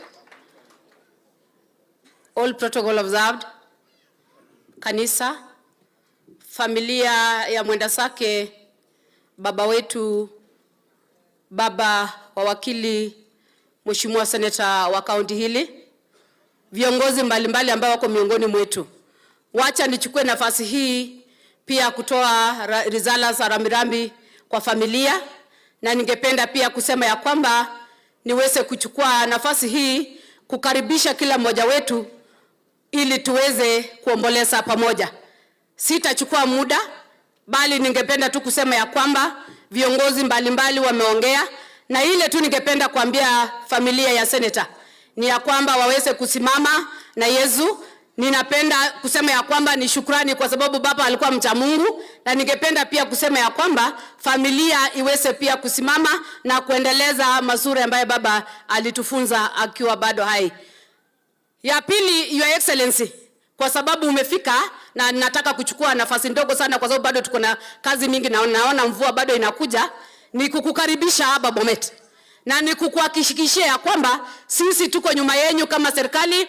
Wewe ukiongozwa na His Excellency the President, tunataka kukuhakikishia ya kwamba sisi tuko nyuma yenu, tunawasikiza, tunawafuata na tutatenda yale yote ambayo mnataka tuyatende kama viongozi wa eneo hili. Ya pili, Your Excellency, ulikuwa umetuita kwako kama viongozi wa Bomet. Na ninajua tuko na deni kwako ya kukuja hapa Bomet siku 3. Ni ile tu najua haya mambo yalitokezea ndiposa ukaweza kusongesha, bali tunataka kusema tu ya kwamba bado tunakuongojea ili tuweze kuja kusurura eneo hili tukiangalia mambo ya maendeleo. Mwisho, Your Excellency, niliomba jana nikiongea hapa tukiwa na CS Murkomen, tumekuwa na CS Chirchir, tumekuwa na number of CSS, na kabla sijasahau na Mheshimiwa Mandazi, Mheshimiwa Brighton wako hapa na viongozi wa Bomet. Nitoe shukrani sadati kwa sababu ya viongozi wetu, waheshimiwa wabunge, waheshimiwa masenators, kwa ile usaidizi wenu mbaya mmeitoa kwa Mheshimiwa Senator wetu. tumepata usaidizi ya wabunge zaidi ya 80, over 80 MPs na senators walitoa pesa zao ya kuja kusaidia familia ya senator. Na tungependa kusema asante sana waheshimiwa. Ni ile tu hatuna nafasi ya kusoma majina zenu, bali tunataka kusema kama wabunge wa eneo hili tunashukuru, na Mungu aendelee kuwabariki na aendelee kuwaongozea. Your Excellency, nikimaliza na ninapoongea hiyo ya mwisho, niombe masenators wafika hapa mbele. Your Excellency, kuna familia moja ambayo wakati senator alipata hii mzipa wamekuwa wakihangaika hapa wakitafuta senator. Mimi nikachukua jukumu nikamwambia, kwa sababu senator ako na shida, wacha niwasikize. Your Excellency, kuna kijana mmoja mwanariadha kutoka eneo la Chesoen ambaye alikuwa ameenda kukimbia kule Mexico. Mheshimiwa Governor ameweza kusaidia na viongozi hapa county, tukachanga pesa kidogo. Your Excellency, hii mwili bado inalala kule Mexico. Ningependa tu kuomba ofisi yako Your Excellency iweze kuinstruct the Ministry of Education, Ministry of Sports waweze kuileta hiyo mili ili tuweze kufanya hiyo kumhusika hapa nyumbani. Your Excellency, hiyo ni maombi yangu kuu, ya kwamba mwili imelala for the last 1 month. Ningeomba sana Your Excellency hiyo mwili iweze kufika hapa nyumbani. Mwisho kabisa, tunataka kukumbuka senator. Tukumbuke baba wa senator. Senator wetu ambaye tunampenda anafanya na mheshimiwa speaker wetu, mheshimiwa speaker Amason Kingi akiwa kwa speakers panel. Anafanya pia katika legal. That is why alitolewa kule seneti akawekwa katika ile committee ambayo ilikuwa inajadiliana mambo ya hiyo opposition teams. Unaelewa hiyo maneno Your Excellency. Hata wewe karibu ushinde uongee wakati ulikuwa unafanya swearing kwa sababu yao jamaa. Huyu senator wetu pia mumeweka yeye huko ashughulikie. Your Excellency, ile tu tunataka kukuomba leo na ma-CSS ambao wako hapa, tulikuwa nimeongea jana na Murkomen. Wananchi wameomba Your Excellency, hii Bomet tukiongozwa na governor tumehangaika sana. Colleges ndio shida. Na wameamua wakatoa uwanja moja hapa 17 acres. Na wanataka tu kujenga TTC. Your Excellency, saidia hiyo tu. Leo saidia hiyo tu, sukuma hiyo tu. Na tutashukuru Your Excellency. Najua hiyo mtafanya. Hata isitaki kusema mengi, wacha nichukue nafasi hii kukaribisha Mheshimiwa Mundigi kwa niaba ya seneta wangu aweze kusema pole. Karibu. Deputy President, mkubwa wangu Speaker wa Senate, mkubwa wangu majority, kanisa, kaunti zote zile ziko hapa. Bwana Yesu asifiwe. Majina yangu naitwa Alexander Munyi Mundigi, Senator wa Embu County. Embu County nikiwa hapa iko hapa kwa familia tunasema pole. Hiyo ingine Senator, sisi tutaondoka jioni.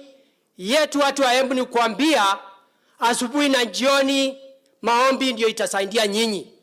Ya pili, kwa Riginji, Embu County tunasapoti serikali ya Kenya Kwanza, cabinet secretaries wote, serikali ya Kenya Kwanza tunaunga mkono.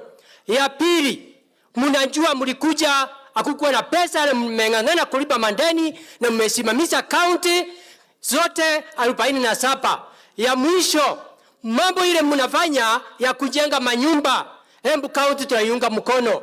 Mambo ya afya tunaiunga mkono. Mambo ya agriculture tunaiunga mkono. Kwa hiyo sote tunaunga mkono.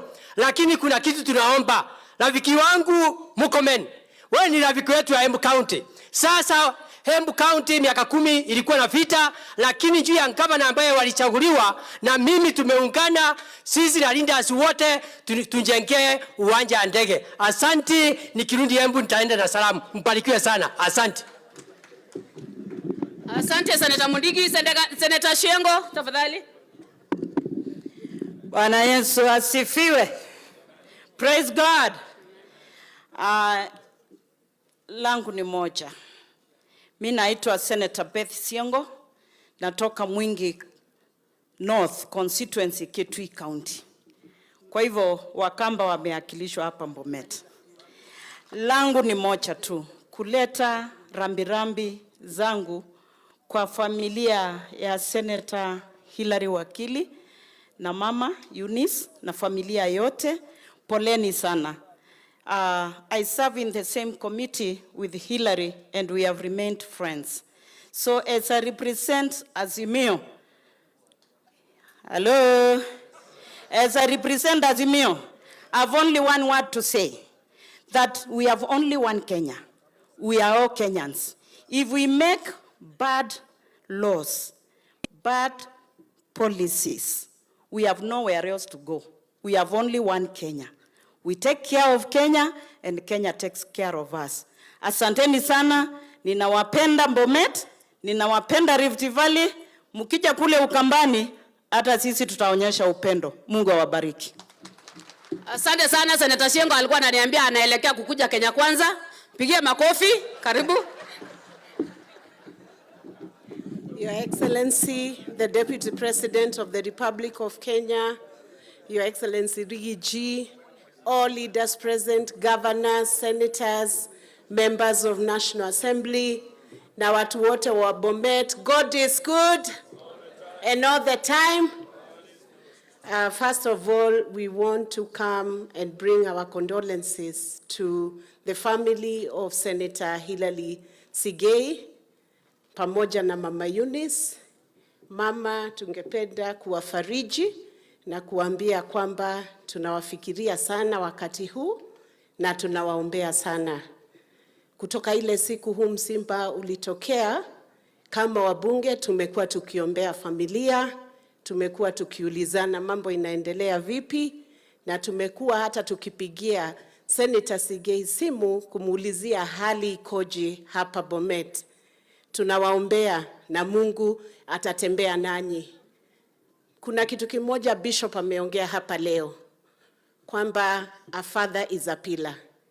And I want to confirm myself that a father is a great pillar to a family. And a father's cover is so important. And if you want to know how important a father's cover is, the minute you remove one, that is when you see the exposure. But you have a Father in heaven who will not leave you nor forsake you. In difficult times, as you walk through the valley of the shadow of death, just like the psalmist said, God will be on your side, and he will grant you comfort, he will grant you peace, and he will grant you strength through this journey. Senator Sigei, and Joyce, you give me a minute because I have worked with Senator Sigei, maybe more than many people here. We have worked together for a long time. So I come in first as a very good friend of Senator Sigei. Senator Sigei, when I look at your life, it almost tells me who your father was. Very hardworking. If you want to know the success of the party, that was Jubilee. The success of the party, that is the UDA party in Kenya Kwanza. One of the pillars of that success, in the legal side and in many respects in training, has been Wakili Senator Sigei. So I want to tell the people of Bomet County, you are a very blessed county because of having a leader like Senator Wakili Sigei. And Senator Wakili Sigei, allow me to give accolades to your mother and to your father for raising a great son in you. There is not a single day that UDA required a legal matter to be done, and we called on you and you said you were too busy to do that work. Many leaders here in Parliament are very clear on that issue. CS Chilchil would attend to that fact, together with the Honorable Mulkomen and the majority leader, that Senator Sigei walked the journey. When there were days we spent the whole night in the office, Senator Sigei would be among the few people who would be counted with a lot of strength pushing the party agenda. And Senator Sigei, when you came to the party and you said now you wanted to become a senator, the first person to object to that was the SG herself. I said, no, you cannot become senator right away because we need workers here who must push the vision to the end. Eventually, we had a discussion, and I told you, Senator Sigei, do me a favor. Make sure you have the support from the people of Bomet so that you don't embarrass the party, because you are seen as one of the big mentors within the party. I want to thank the people of Bomet for voting in Senator Sigei as your senator for me and for the party of the UDA, because we needed him to succeed. I want to say, Mama Eunice, we are praying for you. We know that your children will hold you. Senator Sigei, together with your brothers and sisters, I have seen you are 9 of you. Hold your mother, remember her, walk with her. I apologize that I have come to visit when there is a msiba. We will come to visit Mama Eunice kama hakuna msiba. Ndio tukule pamoja, tukicheka na tukimwambia kwamba ako na watu hata kule Nairobi. God bless you and do you good. Asante sana. Asante Senator Ferro. Senator Seki. Thank you very much. Your Excellency, the Deputy President of the Republic of Kenya, Honorable Rigathi Gachagua, my brother Hillary, together with the family, viongozi wengine wote tukiongozwa na Honorable Speaker of the Senate, Cabinet Secretaries, MPs wetu, watu wa Bomet, hamjambo. Hamjambo tena. Asante sana. Naitwa Seki, Senator wa Kajiado, na nimekuja hapa kupeana pole zangu kwa sababu haya ambayo yametokea leo ni mapenzi ya Mungu. Na Mungu hatuwezi kumswali. Nataka kumwambia rafiki yangu ambaye pale Nairobi yeye anaishi kwangu Kajiado, na mara nyingi akiniintroduce anasema huyu ni senator wangu. Nataka kusema pole ndugu yangu. Pamoja na familia yako, mama yangu, mzazi, Mungu awapatie nguvu. Najua kwamba ni mchungu sana kupoteza baba, lakini kwa yote tunashukuru Mungu kwa vyote. Nataka kusema ya kwamba Your Excellency, tunashukuru kwa kazi mzuri ambayo mnafanya. Kila mtu anaona. Lakini kwa haya mambo yote ambayo yanasemekana, mambo ya kotini, mimi ninashangaa kwa sababu serikali iliyopita ilikuwa na issues na kotini. Hiyo ingine hata kabla ya Kibaki ilikuwa na issues na kotini. Hii yetu leo iko na issues na kotini. Kwani ni koti tu ndio inakuwa right? Mimi ningeomba ya kwamba tutafute suluhu ya kutosha, kwa sababu mambo kama haya, na tunaelewa ya kwamba labda ni watu wawili watatu wanasumbua the entire nation. Mimi ningeomba ya kwamba tutafute suluhu ya kutosha ya kuweza kusuluhisha haya maneno, kwa sababu hawawezi kusimamisha Kenya mzima. Mimi ningeomba ya kwamba kama kuna mambo tunatakikana kufanya, kama ni sheria tuletewe, tuweke laini, kwa sababu hatuwezi simamisha mambo yote. Unaona watu wanaumia katika mambo ya hospitali, wagonjwa wanasumbuka, na mambo ya NHIF natakikana kuwekwa laini, na tayari tumeweka kama wajumbe. Kwa hivyo mimi naomba ya kwamba Your Excellency, tuko pamoja na nyinyi, salimia rais na ujue ya kwamba tuko pamoja na watu wa Kajiado, na wasalimia watu wote wa hapa na pia serikali yetu. Mungu awabariki sana, na shukuru sana. Asante. Mwisho ni kukaribisha seneta wetu wa Kirinyaga, Senator Murango. Asante. Deputy President of the Republic of Kenya, familia Sigei, our speaker, majority leader, mawaziri, mangavana, watu walio na watu wa Bomet, hamjambo. Hamjambo tena. Kwanza ni kuleta risala zangu za rambirambi kwa familia ya wakili Senator Sigei, na tunamwombea Mungu ampatie nguvu, ampatie ususuani, na mjalie nguvu ya kuweza kupambana na mawimbi ya huzuni wakati mgumu. Nafasi ambayo Mungu mzee ameacha, Mungu atainjaza na mambo yatakuwa sawa. Nitaongea tu jambo moja tu. Ya kwanza, Deputy President, kuna mnyama anaitwa mbwa. Unajua kwa ule kwetu tunasemanga tumaini ya mbwa huisha njiko likifungwa. Unajua mbwa anakaanga nje ya njiko. As long as mlango haijafungwa na kuna moshi, hali anatulia, anajua kuna matumaini. Matumaini ya wa Kenya wako nayo kwa sababu wewe na rais wetu William Samoei Ruto mmeshika ushukani. Kwa hivyo tunajua mambo mazuri itakuja. Hiyo ingine sikujua mzee. lakini Senator Sigei ni rafiki yangu mkubwa sana.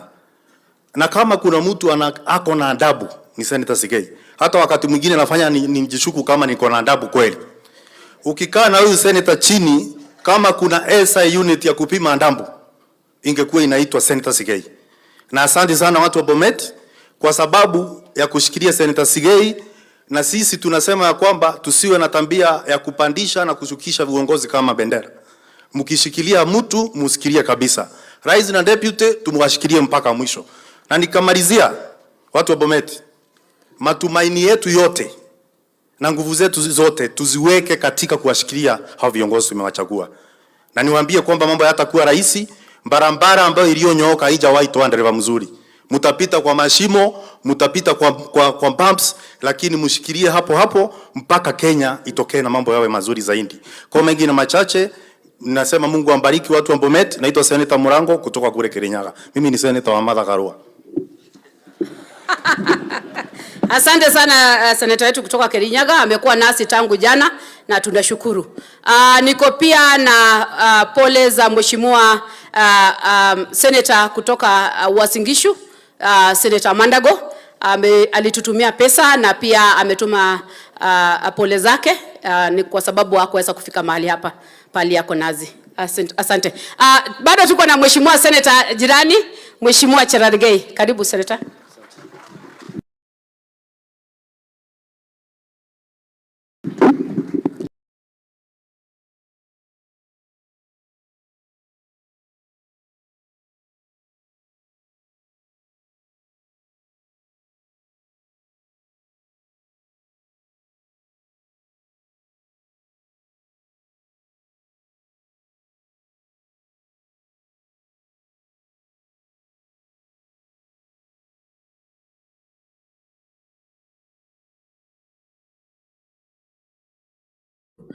Niko pia na pole za mheshimiwa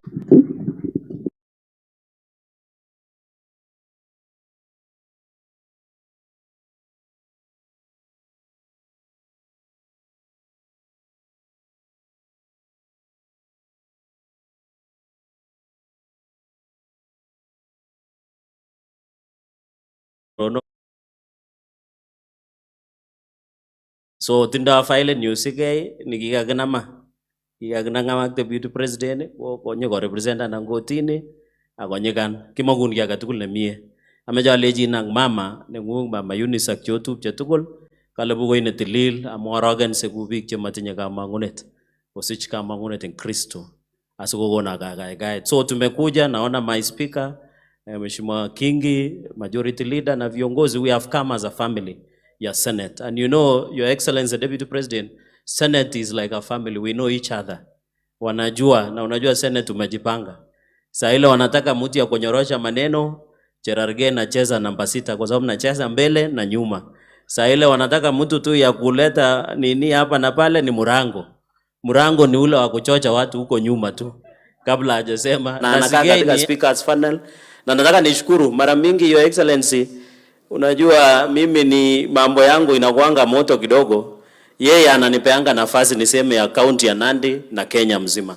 So we are proud of what you are doing. Na pia yeye kwa madria biga Bomet anene kinyo na mlonget ko chairman nebo ngatutik ko kianende ne kiona message ko nam. So we wish you well. Ya pili, Your Excellency Deputy President, tunataka tukushukuru. We are karibu nyumbani. Tumekuambia Bomet mpaka Nandi mpaka huko kila mahali, let it be your home. Rais ako na mambo mingi anashughulika. Wewe tunataka ukuje hapa tuketi. Mimi Nandi na nataka niwaambie watu wa Bomet kila kitu imekuwa ready. Boma iko sawa, ng'ombe iko sawa, lakini unajua wewe umeokoka, utakuja na Pastor Dorcas, hatutaki tuongeze ile mambo mengine kwa sababu you are a person that you should be close to us and we are proud of what you are doing. Nataka niambie watu wa Bomet nikimalizia, Joyce relaxan kidogo, nikimalizia, wewe ulisimama na rais mpaka akakuwa rais. We don't take it for granted. Take it from us here kutoka Bomet. Urabo kijiji tamatonon ingpateta President Daktari William Kipchirchir Arap Ruto tawoi gasit kidogo. Na tunakuambia kama viongozi kutoka bonde la Ufa tuko nyuma yako na rais 100%. Wacha ile kelele unapigiwa huko. Kama unapigiwa kelele huko nje sana, kuja hapa nyumbani Bomet, tutafanya kazi na wewe, tutahakisha uko sawa, na wewe ni mtu uko na pasta, uleta tuombee hapa, sisi tunaenda mbele. So nimeona kelele mingi huko, usijali, sisi tuko nyuma yako. Kama hujaona majenerali hawajatoka, we relax. Saidia rais kudeliver. Na on the issue of judiciary, Your Excellency, we want to agree. Na nilisema jana kule Iten, na najua kesho unakuja kwangu. Nilisema judiciary Thursday tuko nyuma yako kuchukua petition. Tunataka hii Chief Justice na Judicial Service Commission watu waambie hii makesi wameresolve ni nini. Na hata mimi nilifanyia hujuma wakati ulikuwa unashikwa, na wananchi wanajua hakuna cells jalala Kenya hii except ya Bomet, na wewe ulilala huko. Tutauliza kwa nini tulikuwa tunashikwa. Hata mimi sijawahi ambiwa mpaka leo. It is an offense and it is illegal and it is unconstitutional. So we want to tell judiciary, na wakiendelea tukate budget yao nusu. Ikishakuwa 50% tupea watu basari, tupea barabara na ile vitu ingine, ndio tuende mbele. So we are solely behind you, universal health coverage, community health promoters, and let me thank you. I know Governor Barichoki is here, Governor Ntutu, my friends, Governor Mutai are here. For the first time, devolution has received money on time, and we don't take it for granted. Ndio hao watu wapate mashinani. Kupiga abe ne Bomete kale borieti bagmuli yakobo. Lakini gina meja ataregoni. Kimeje gaya affirmative action ingolenjin ak Bomet amuta nyigitinye kobo senge. Lazima kityo kira ko smart. Amu magingen 2032 ole kitakyin tany. Okase biga Bomet nguna omeje ka bindege ngyo ba in karibu town kendi wang ndege mi laminik mi akoi Kerenga kora Mutai hiyo vitu yote kagere jorwen yu Murkomen nyu kiganyo kobaljong Nandi kola berber kwagere kokouli ak ngoli oye kwage jagena ngolin meje otonon aka meje asamin waziri kwa heshima ngongeringitu ngalege akojanga boisioni kebe tai kidogo tu Joyce kidogo tu anan magamwa anan meje kemwa lembej so kenyo koleja berber Nandi kwagere kokouli kandoikab koroni kimeje aje boisionik makimeje kelele makimeje chi nengitoke kubiki chi kimeje chito neyakikishani kole kakesokomana keyakishan anan maunon akikonyit kandoik ngikonyit kandoik ko kekonyit bichu kikwei konyit kandoik ko kekonyit raia so kachikasi serikali na sisi naibu rais mimi kwa na maneno ni mambo iko sawa tunasema hii mvua inaenda mpaka mwezi wa 4 tupande maharagwe asanteni sana Mungu awabariki. Asanteni sana ma senators.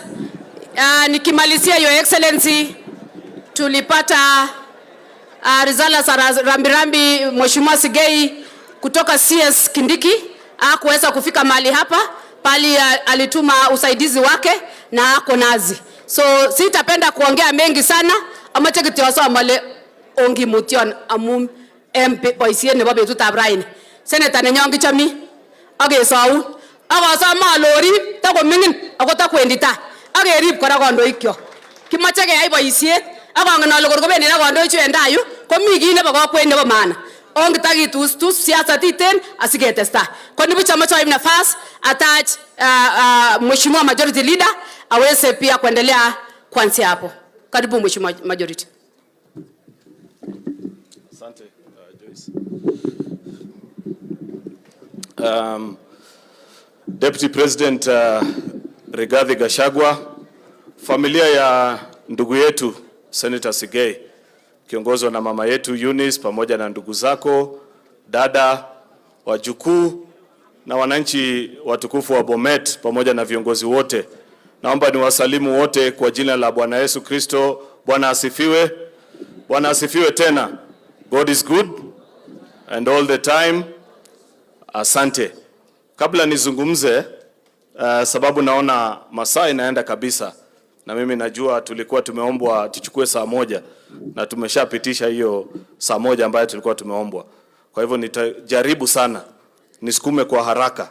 Nimeambiwa tu nitambue viongozi kidogo wawili watatu alafu kisha nafikiri nitasongesha kwa governor malizie mkondo ambao utakuwa umebaki. Wale wanamjua Senator Sigei wanajua katika kazi yake ya uwakili One of the institutions ambaye amefanya kazi naye kwa karibu sana ni kutetea walimu wetu. Kile chama cha Kenya National Union of Teachers, one of their senior lawyers ambaye wawakilisha na akapigania kazi hiyo. Walianza kazi hiyo wakiwa na ndugu Sosion, alafu ikakuja ikashikiliwa na brother Collins hapa. Huyu seneta wenu amekuwa mtetezi wa walimu sana. Kwa hivyo kwa niaba ya hao walimu wote wa Kenya mzima ambaye Senator Sigei amewatumikia, nataka nichukue fursa hii nimpatie dakika moja ndugu SG brother Collins Oyu akuje aseme pole zake kwa dakika moja, alafu kisha tuendelee kutoka hapo. Karibu bwana SG, tupigie makofi anapokuja.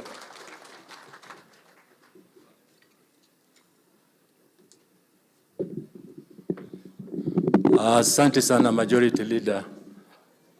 The Deputy President of the Republic of Kenya, Rigiji, Governor ambao wako hapa, maseneta ambao wanafanya kazi pamoja na Senator Sigei, waheshimiwa wote katika county na parliament, na wananchi wote ambao wamekuja hapa, hamjambo. Hamjambo tena. Sijakuja hapa peke yangu, nimetembea na baadhi ya viongozi wakiongozwa na First Vice National Chairman Bwana Malel Langat. Nina machache tu ya kusema Majority Leader. Kwanza kabisa nichukue fursa hii kumpa ndugu yangu Sigei na familia nzima pole zetu kwa niaba ya Kenya National Union of Teachers. Si uongo ulivyosema Majority Leader kwamba Mheshimiwa Senator Sigei ndiye amekuza chama cha walimu Kenya National Union of Teachers mpaka kiwango ambacho tuko nayo hapa. Kwa niaba ya wenzangu walimu tunasema pole. Singetoka hapa bila kunena moja ama mbili. Mheshimiwa Deputy President of the Republic of Kenya, nataka kusema kwa niaba ya walimu wote kwamba kiwango ambacho mmetufikisha kama serikali ya Kenya Kwanza, walimu wote hapa tunashukuru. There's no single employment of teachers having happened in any time of this Republic of Kenya like what happened just the other day, and we want to appreciate.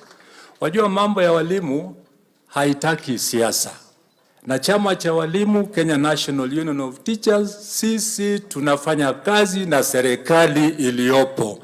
Na serikali ya hapa ni serikali ya Kenya Kwanza. Tutawapa support ya kutosha. In matters education, we have to move with a lot of caution. And that is exactly what is happening. You want to pray for this government as teachers of this republic so that every other child in this country gets the education that the child deserves. Asanteni sana. Pole sana ndugu yangu Bwana Sigei. Asante. Asante. Tuko na PSs wengi ambao wamekuja kumpa pole ndugu yetu Sigei. Na mmoja wa hao PSs yeye anafanya kazi na Senator Sigei katika law firm moja. Kwa hivyo nitampatia ndugu yetu the PS for Foreign Affairs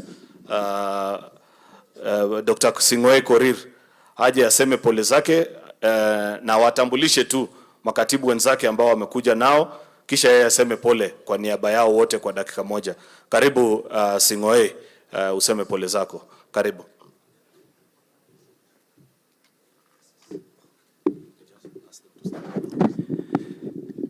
Asante sana. Wacha kwanza ni ombe ndugu zangu ma-PS, makatibu wakuu wasimame. Wherever you are, please. Tuseme tu wote kwa pamoja pole. Asante sana. It's all right. Okay. Thank you very much. Mimi naitwa Abraham Korir Sigei'S, katibu mkuu katika Wizara ya Mashauri ya Nchi za Kigeni, na kwa niaba ya ndugu zangu walio hapa, makatibu wote, tumekuja kuleta pole zetu kwa ndugu yetu Senator Sigei na familia yote kwa ujumla. Jambo ambalo tunaweza tu kusema kwa ufupi ni kwamba Mungu wa amani awashike, awashughulikie, awalinde na awazingire. Sigei ni ndugu yangu, tumefanya kazi naye kwa miaka mingi. Ni mtu anapenda haki, ni mtu anapenda watu. Nyinyi watu wa Bomet mna bahati ya kipekee sana kuwa na kiongozi kama huyu. Na sisi kama makatibu tumekuja hapa kama implementers wa policies na programs za serikali, kuhakikishia watu wa Bomet na watu wote wa Kenya kwa ujumla mbele ya naibu wa rais ya kwamba tutafanya kazi kadri ya uwezo wetu kusukuma gurudumu ya implementation ya policies na programs za serikali mbele. Asanteni sana, Mungu awasitiri na awafanyie mema. Asante. Asante Dr. Sigei'S. Nafikiri tulikuwa tumesema you introduce your colleagues but tulisahau, so I'll just quickly wacha niwataje majina because there are about 3 or 4. Wa kwanza just stand so that I say their names. Huyu anaitwa Generali Nixon Korir, he's a PS for lands, yeye anasimamia mashamba. Kwa hivyo governor, ile shida yako ya dumping site ya town, huyu mtu asitoke Bomet leo kabla hajakumalizia, shikana na yeye. Wa pili anaitwa Festus Ngeno, yeye ni PS wa mazingira, mambo ya environment, anatoka Nakuru County. Huyu ni mtoto wetu wa nyumbani hapa Bomet, anaitwa Aurelia Rono, yeye ni PS katika Prime Cabinet Secretary Office in charge of Parliamentary Affairs. Wa mwisho ni huyu Dr. Rono, Dr. Paul Rono, ni mtoto wa Bomet na Kericho pia. Yeye anasimamia mambo ya agriculture. Asanteni sana. Alafu kisha Senator Sigei'S, nimepatiwa pole tukiwa hapa ya Senator colleagues watatu ambao kwa njia moja ama nyingine hawakuweza kufika. Senator Cheptumo kutoka Baringo, Senator Chesang wa Transmara na Mheshimiwa Kangogo Bowen. From Trans Nzoia. Senator Chesang ni wa Trans Nzoia. Kangogo Bowen, MP Marakwet East, wametumana pole zao. Kisha nikielekea kumalizia, niseme tu pia nami kwa niaba ya wananchi wote wa Kericho Sigei'S, tunataka tukupe pole zetu, wewe pamoja na mama mzazi na jamii yenu yote kwa jumla, na wananchi wa Bomet ambaye wewe unawakilisha, na wakati uko na majonzi wanasikia uchungu pia hao kama vile watu wengine wote. Nikupe pole zangu pia kutoka kwa jamii yangu, sababu wewe ni rafiki wa karibu, na niseme kwa muda ule ambao tumefanya kazi na wewe, kwanza kama rafiki na kisha kama colleagues katika Senate, nimekujua vizuri sana. Na mimi nashukuru Mwenyezi Mungu kwamba huyu mzee ambaye analala hapa, hata kama sikumjua binafsi, tumepatana naye maybe mara moja ama mbili, kutoka kwa matunda yake ambaye ni wewe, ambaye ninajua zaidi katika familia hii, tunaweza tukasema kweli yeye alifanya vyema kukulea na kukuonesha njia katika maisha mpaka mahali umefika. Wakati huyu Senator Sigei'S aliniambia ati anataka kuingia kwa siasa, mimi kama vile Veronica alisema, nilipingana na yeye sana. Nilikataa kabisa, na tulichukua kama wiki mbili tukibishana. Kweli, tulichukua kama wiki mbili tukibishana na yeye, nikimwambia tafadhali ndugu yangu, wewe, sababu kuna mambo ambayo nilikuwa nimeona kukuhusu. Ya kwanza, unajua huyu Sigei'S ni mtu mpole sana. Sasa mimi nilikuwa naona yeye anaingia kwa siasa. Na unajua kuna siasa, halafu kuna siasa ya Bomet. Hasa nilikuwa naangalia yeye, nasema huyu ndugu yangu ataweza hii siasa ya Bomet, na inaendanga mpaka unaongeza karate saa nyingine. Nasema anyway.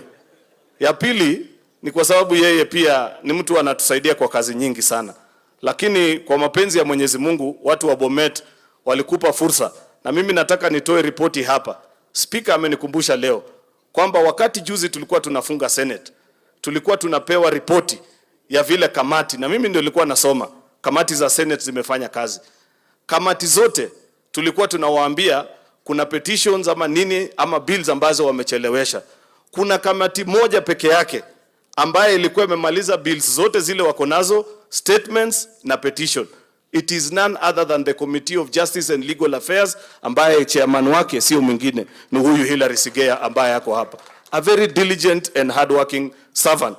Kwa hivyo on behalf of all your colleagues, senators wale wote ambao wajafika na wale wamefika, sisi tunataka tukwambie pole and say it's a great privilege working with you continue working hard na Mungu atakuinua kwa kazi ile unafanya. Nebo mwisho ko big up ka kwa moja wech kongoi engado na ted nekikikochi chorwani nyun Senator Hilary Sigei. Aka we kwa kongoi ale kyokone kandoindet nengemi Senate komaru en boisiet. Ikilege akoyoe boisiet kule nyolundo. Aka wekini kongoi inendet ndamun bilisiek tugul chebo serikali ak boisionik chekimokyinigei siketoten bandab tai nebo Kenya Kwanza ko support ni Mheshimiwa Hilary Sigei. Either go speaker anan komiten akot yono kokoito ngalekab support nebo sheria choton. Awe kwa kongoi akayan ngolion nekamwa kandoik chekakongalal tugul en tai yu kole kandoik ongenamagen keekun kit agenge. Ongenamagen lakini mi ngoliot kityo nomoche ateshi kele matongoek ngalechoton kemwoe kityo yon kakituye en tai yu. Bore kebesie ko chitugul bandanyin akai ketuye kora. Amache yan kakimwa kuni kele moe kenamagen keeku kit agenge. Nebo mwisho omwowe chako kwek line agenge. Pakolenjech ngomwa mheshimiwa uonga ngongana ngon nekolelen ongetekiske chekikilewen ak chemi office. Kole ngotekis chitugul boisietab age akasora bach ole uonga yan yoto. Pakongoecherarge akine akobunjan boundary noto kotorchige waziri nekikikochi boisiet orobochi kora ara omyeno any en ngalechu.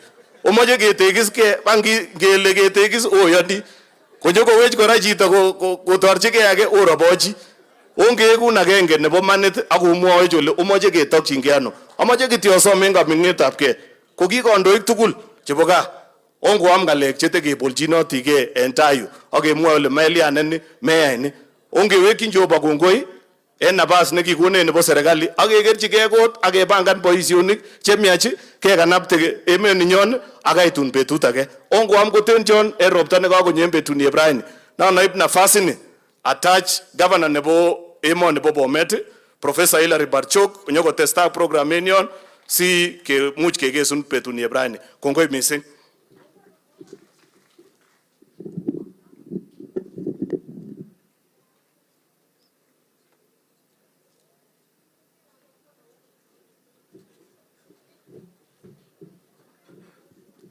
Asante. Our Deputy President, Mheshimiwa Rigiji, Mama Mjane, Eunice na watoto wakiongozwa na our Senator Wakili Hilary Sigei, waheshimiwa wote, wananchi wa Bomet na Kenya kwa jumla, tusalimiane. Bwana asifiwe. Ningependa kuchukua nafasi hii kwanza kushukuru Mungu ambaye amejalia sisi sote tukuje tusimame na familia ya seneta wetu kuomboleza baba wetu ambaye ametuacha. Nasimama hapa kwa niaba yangu, kwa niaba ya familia yangu na watu wote wa Bomet. Niseme pole. Poleni sana seneta na familia yote. Poleni sana sana. Kwa sababu ya mvua, pengine hapo baadaye nitaongeza tu moja, ningependa kuwauliza my colleagues governors from our neighboring counties wakuja hapa mbele watoe tu pole sao na kwa niaba ya area sao. Tunaanzia na Governor Ndutu. Karibu, Your Excellency.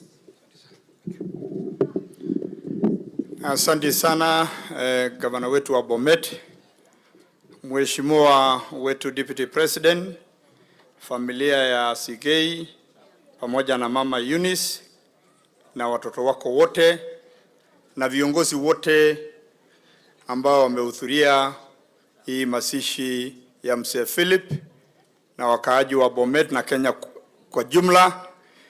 Bwana Yesu asifiwe. Hamjambo. Yangu yatakuwa machache sana.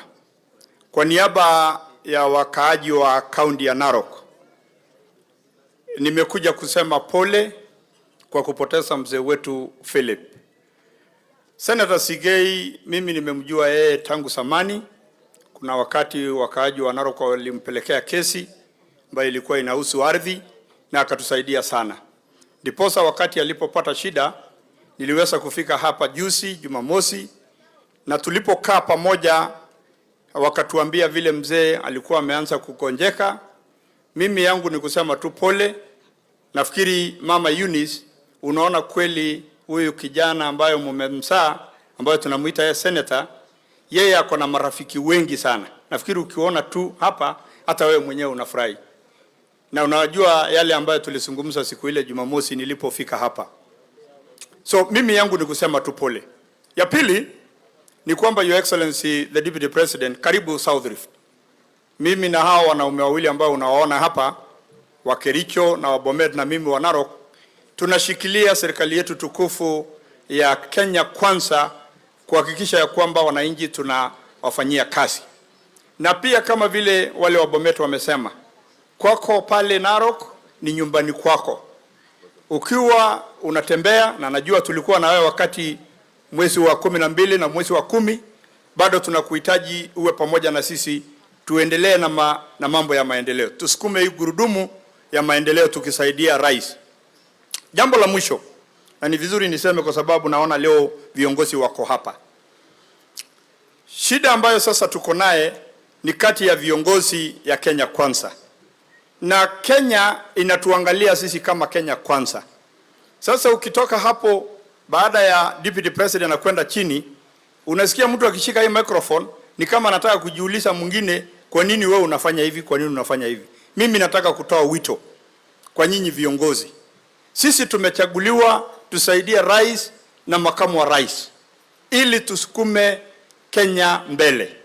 Lakini sasa ukishika hii microphone, badala ya kutafuta ofisi ya huyo waziri ama governor ama MP uende umwambie tuko na shida kwa kaunti yako, mnaanza kelele.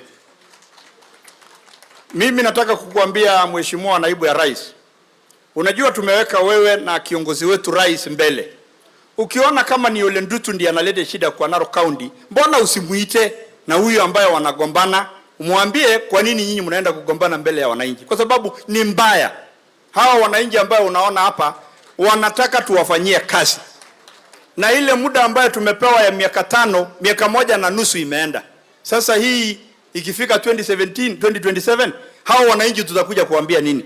Kama tunapoteza wakati kugombana na kusema sijui mambo ya mwaka gani, na hii ambayo tumepewa nafasi na Mungu lazima tufanyie kazi. Mimi ni wito wangu tu, kwa sababu nimeona tabia ingine hata opposition wanaenda kutuchekea huko kusema hawa wanasema nini. Hiyo sio mzuri, ni sisi tushikiane pamoja ili tuende mbele. Kwa haya machache ama mengi, Mungu amweke marehemu pali pema peponi. Dear Excellency, Deputy President of the Republic of Kenya, and allow me to use all other substitute protocols because of the rains. Familia of my brother Hilary Sigei, na watu wote wa Bomet, pia vile vile nimekuja kutoka Kericho to bring in my condolence on behalf of the great people of Kericho.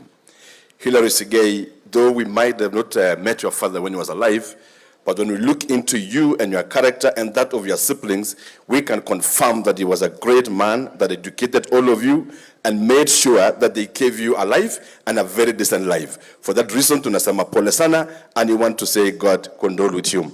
Secondly, Your Excellency, I have had many stories here and stories about Bomet. I want to say this because Kericho and Bomet is one county. In this county of Bomet, there are great people. Na ni watu wazuri hawa watu wa Bomet. Tuko na Professor Mibei anatoka hapa Bomet. Tuko na Professor Ezra anatoka wapi? Bomet.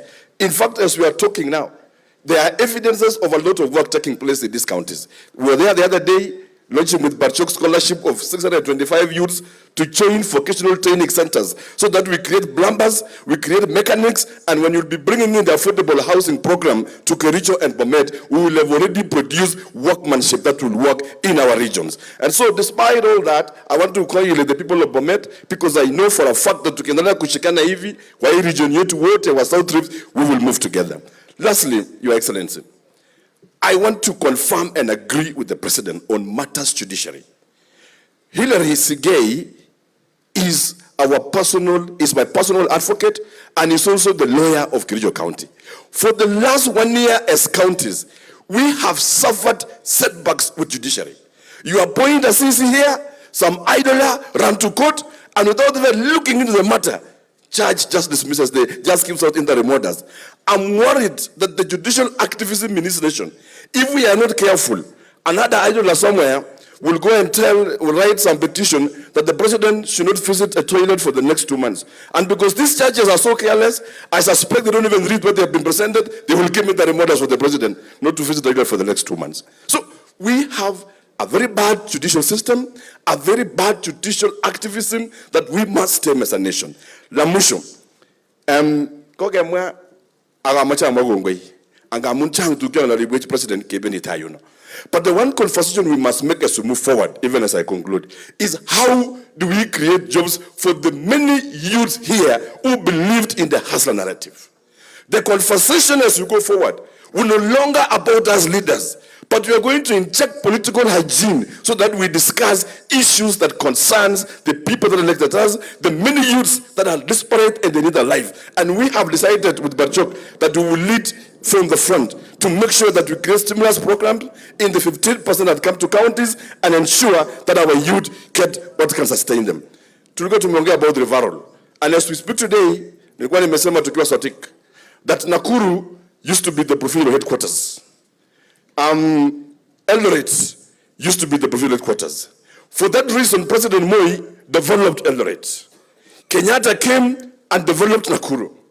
When devolution came, and we have now the 3 counties of Bomet, Kericho, and Narok, it is time now that we are appealing to the government that we now put in more resources to these counties so that they can also grow and be able to compete with the rest. Even as we commit that 15% given to us, we will do our best. Nataka nimalizie hivi, I know time is gone. Murkomen, nataka nisema asante for what you are doing. I know you have elders in Kericho kwa Malami, and those lands are good. Now, ile serikali nyingine ya Jubilee, kwa gimana mego mie, ortinwek chemini kwa ngete Sotik, iwago che blanket ko chapatiki ko laro tatukul ko gesta. And many other lambs that was done those days are no longer possible. So my appeal is that as we do these roles we are asking for, we do quality work that will be able to serve us for the next generation. Otherwise, speaking of Bomet, tunasema pole, Mungu awabariki, and may God continue to condole with the family of Sigei, who is also a relative to me and a friend and a brother. God bless you, and may God comfort you. Asante sana. Asante sana kwa magavana ambao wameongea na kutoa pole sao.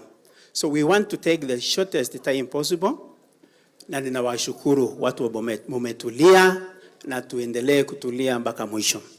So I want to take this opportunity kuwakaribisha mawaziri wote wakuja hapa, and then finally tutapea speaker wetu aongee na karibisha wa deputy president.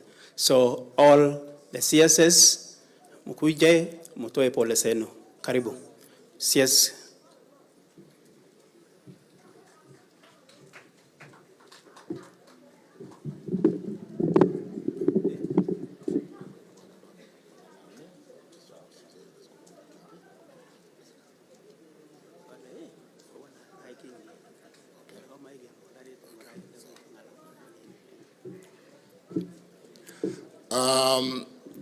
Your Excellency, Deputy President, familia ya Senator Hilary Sigei,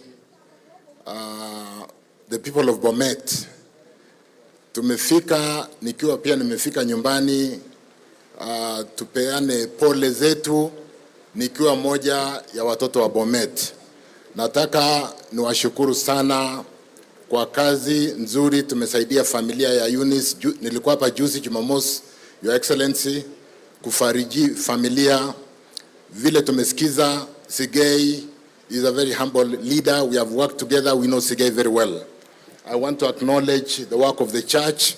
Sigei, not much has been said in the relationship of Sigei and the church. And led by Bishop Dr.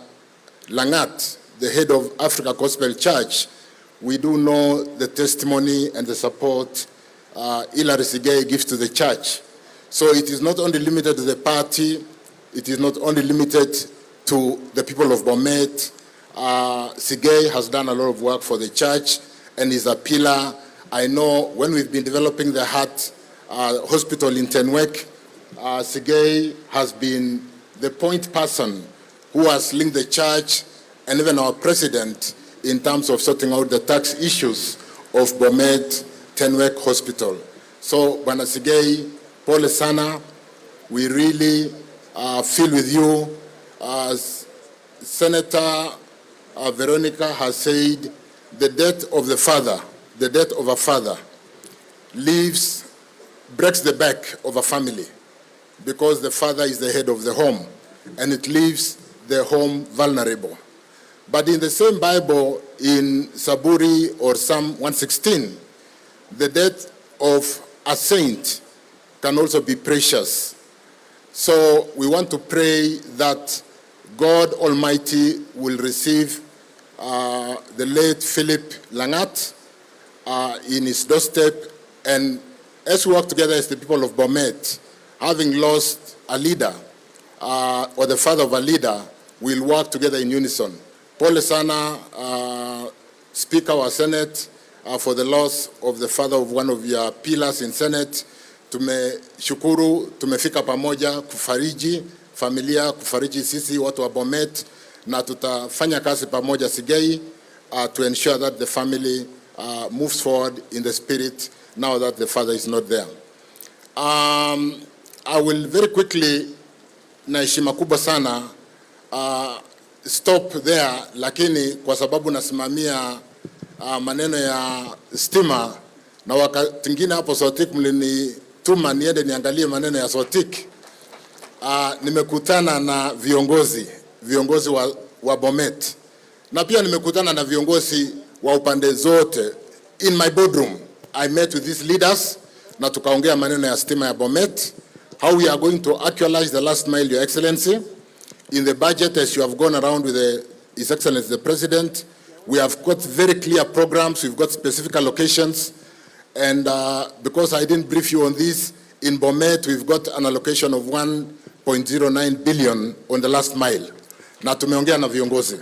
So we'll do that work, ili kwamba tuendelee kusindua na kuhakikisha kwamba the development that this government promised our people when we voted Kenya Kwanza in are actualized.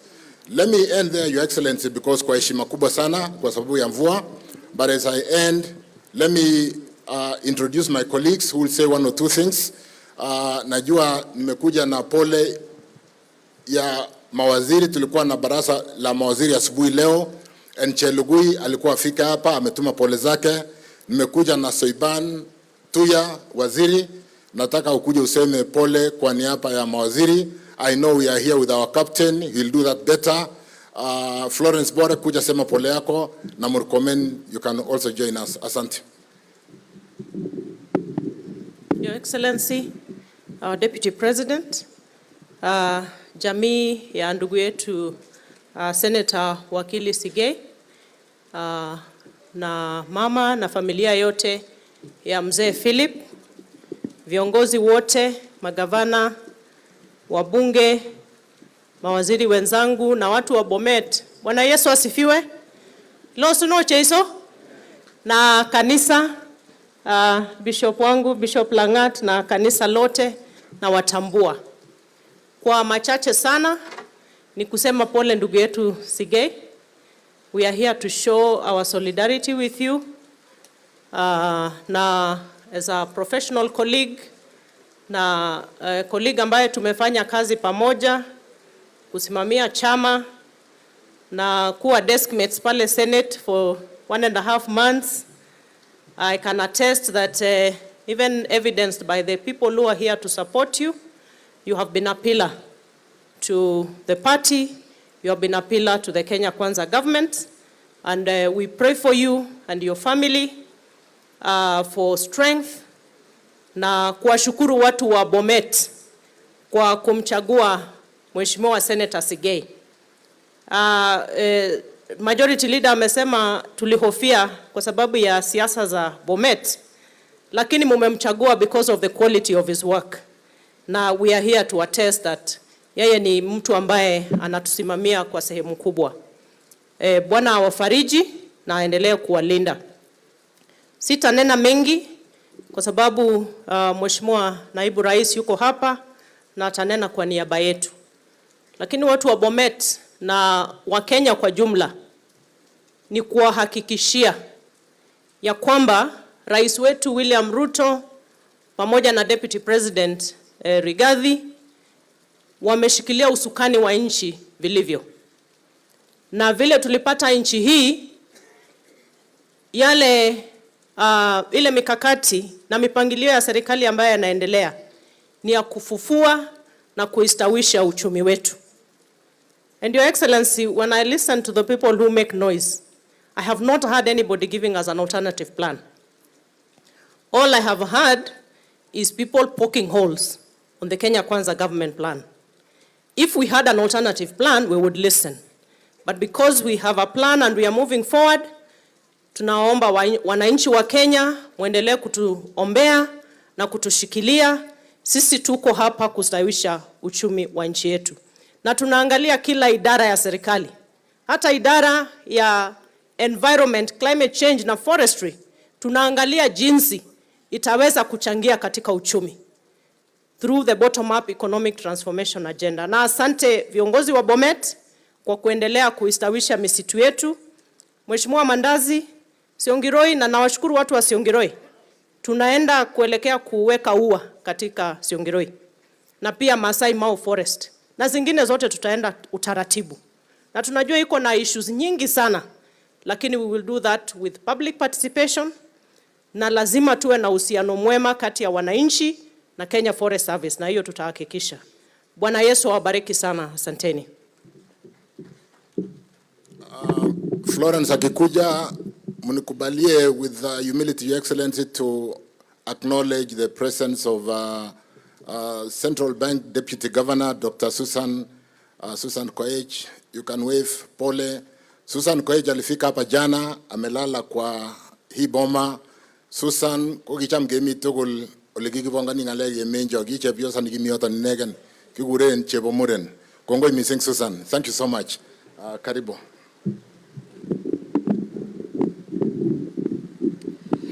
Your Excellency, the Deputy President of the Republic of Kenya, familia ya Hillary, nataka kusema pole sana. Viongozi ambao wako hapa, nataka kusema pole sana Hillary for losing your father.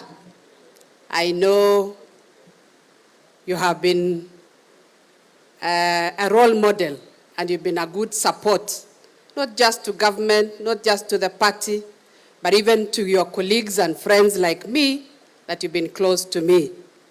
Nana mamu chami sing and family nebo Senator Hillary, amungo gobet kwanda.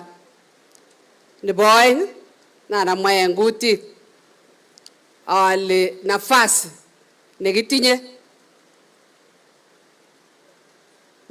kandoindet, nana som, engo mingine tapke, kandoik kyok chegitinye, kai, onge baisye nafasi ni, kiborchin direction, biik kyok, kigilge, ke supporten serikali, ak yon kakisi nafasi nebo jukwaa,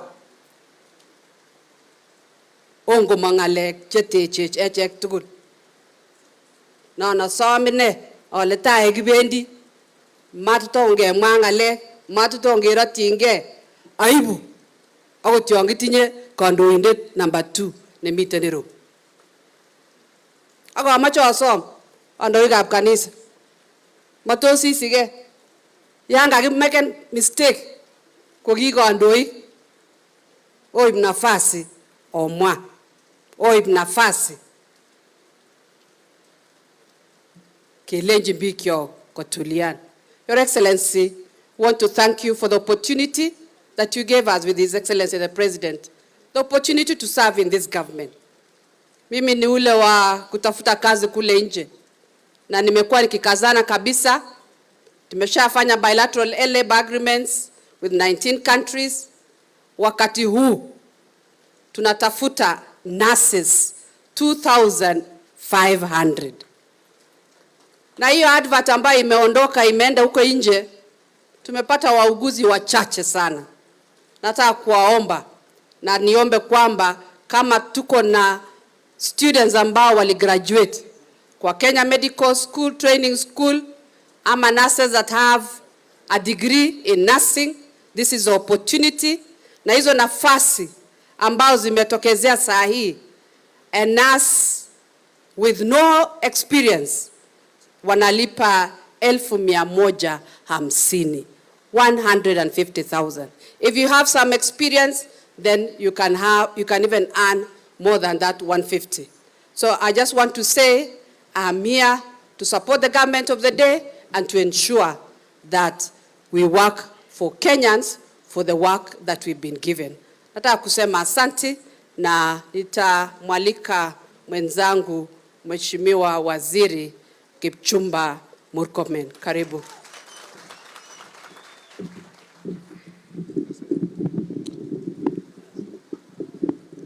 Mheshimiwa Naibu wa Rais, Mheshimiwa Hilary Sigei na familia yako, mama na ndugu zako na dada, Mheshimiwa Speaker wangu, he was my speaker, I think I voted for you. Mawaziri wenzangu, waheshimiwa wenzangu, wananchi wote wa Bomet, Bwana asifiwe. Bwana asifiwe tena. Ongea katika Bomet, amge. Kongoi. Ya kwanza, Your Excellency, najua tumekuja wengi hapa kufariji rafiki yangu na ndugu yangu Hilary Sigei.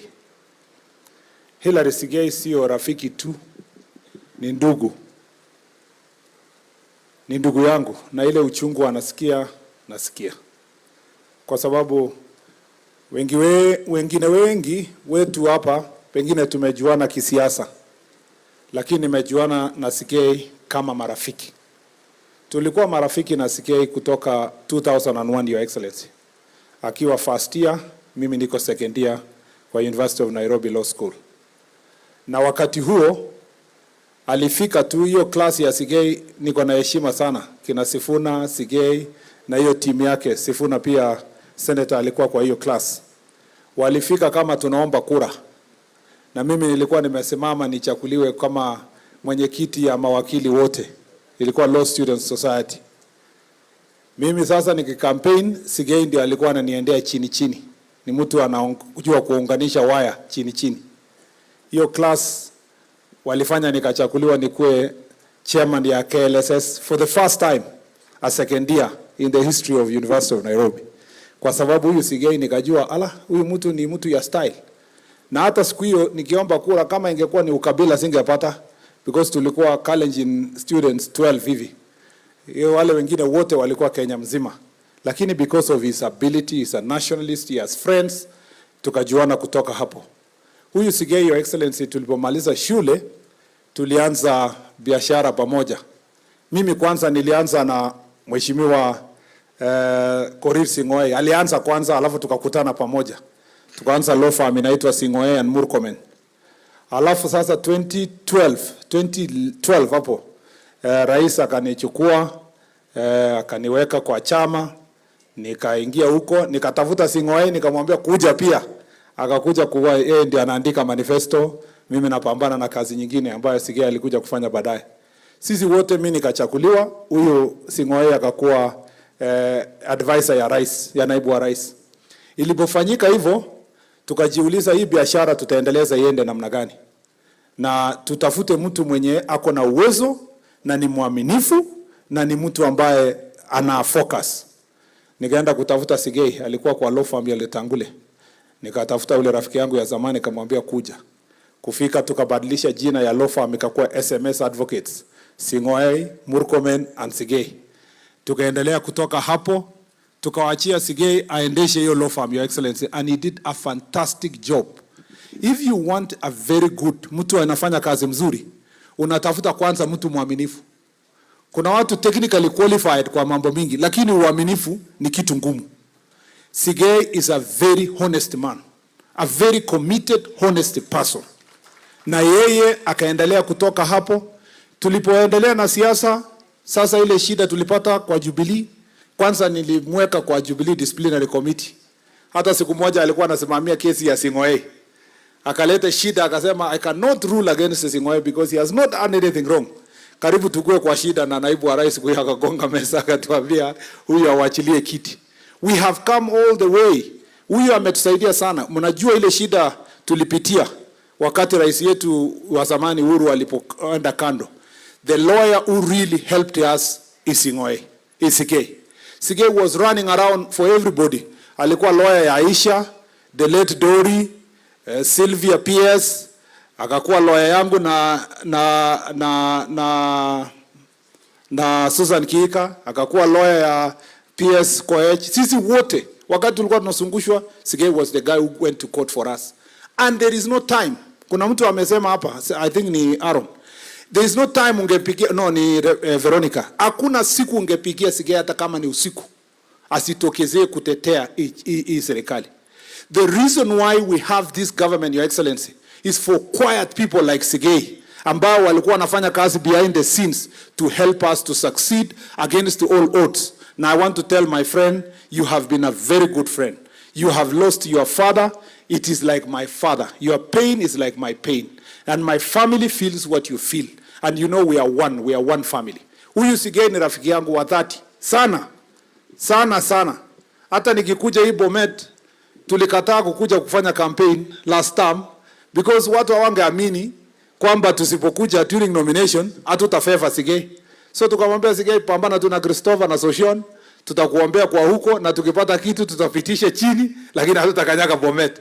Na tulikuwa tunajiuliza, na hii mtu mpole sana, ataweza fanya mpaka akuwe senator.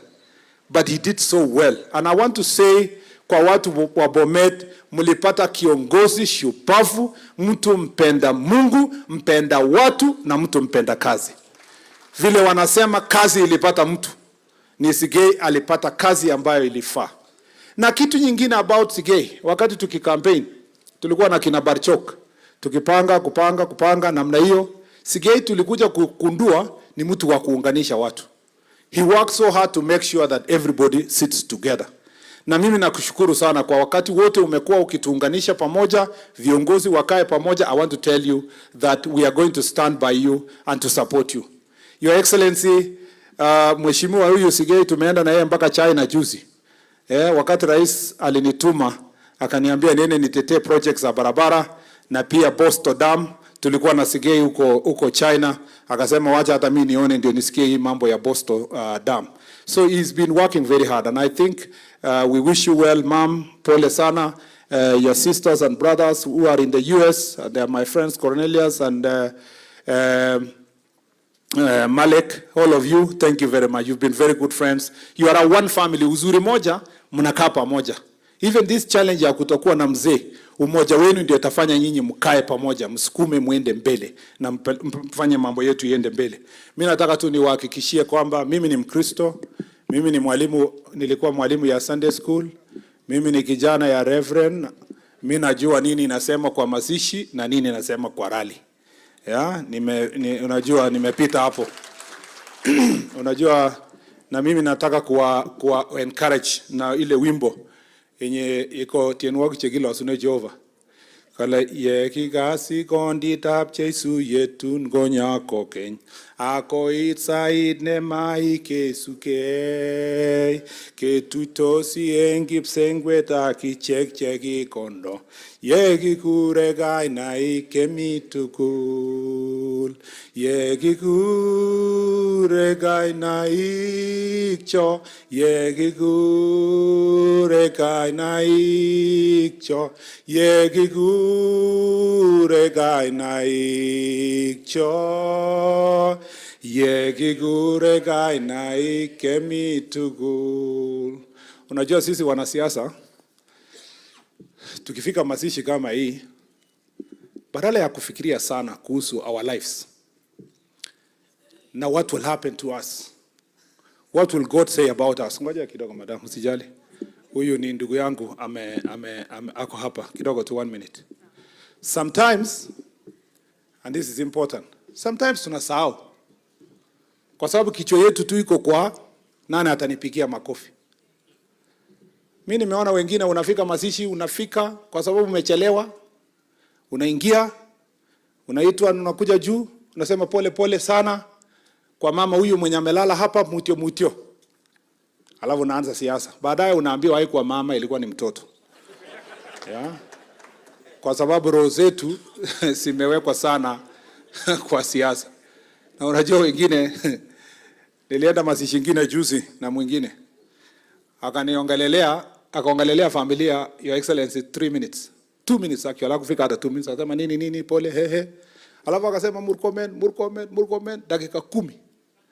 So mtu mwenye anasoma anaona kwa online anafikiria Murkomen alifanyika nini? Kwa sababu anaona ni mazishi lakini agenda ni Murkomen. Na hiyo nimezoea, si mbaya. Unajua mimi sasa nimekuwa mzee kidogo, uliniambia. Hii watu wengine wapige kelele kidogo, si mbaya watu wakipiga kelele, hiyo ni sawa. Lakini kwa sababu sasa nilisoma Biblia inasema kinga talakwa kwa jibala kwandit. Lakini mga yetu kabagaktane la kwandit. So hiyo inasema, Your Excellency, when I was a child I did the things of children. But now I'm a grown up. I must behave like a grown up. So ukiona mimi na relax namna hii, nimekuwa mtu sasa hapo mbele. Mimi nataka niseme to Your Excellency, because I know hii projects yenye nafanya, Davis 1 minute. Hii projects yenye nafanya hapa na tunafanya kwa Kenya mzima, si ya Murkomen, ni yako na rais.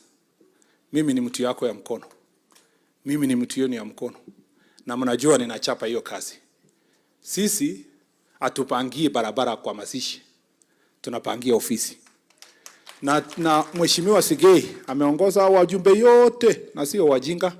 Walikuja ofisi yangu, tukakaa chini, tukapanga. Tulipomaliza kwa ofisi, tukaenda kwa rais. Rais na wewe unakumbuka, mkaweka stamp.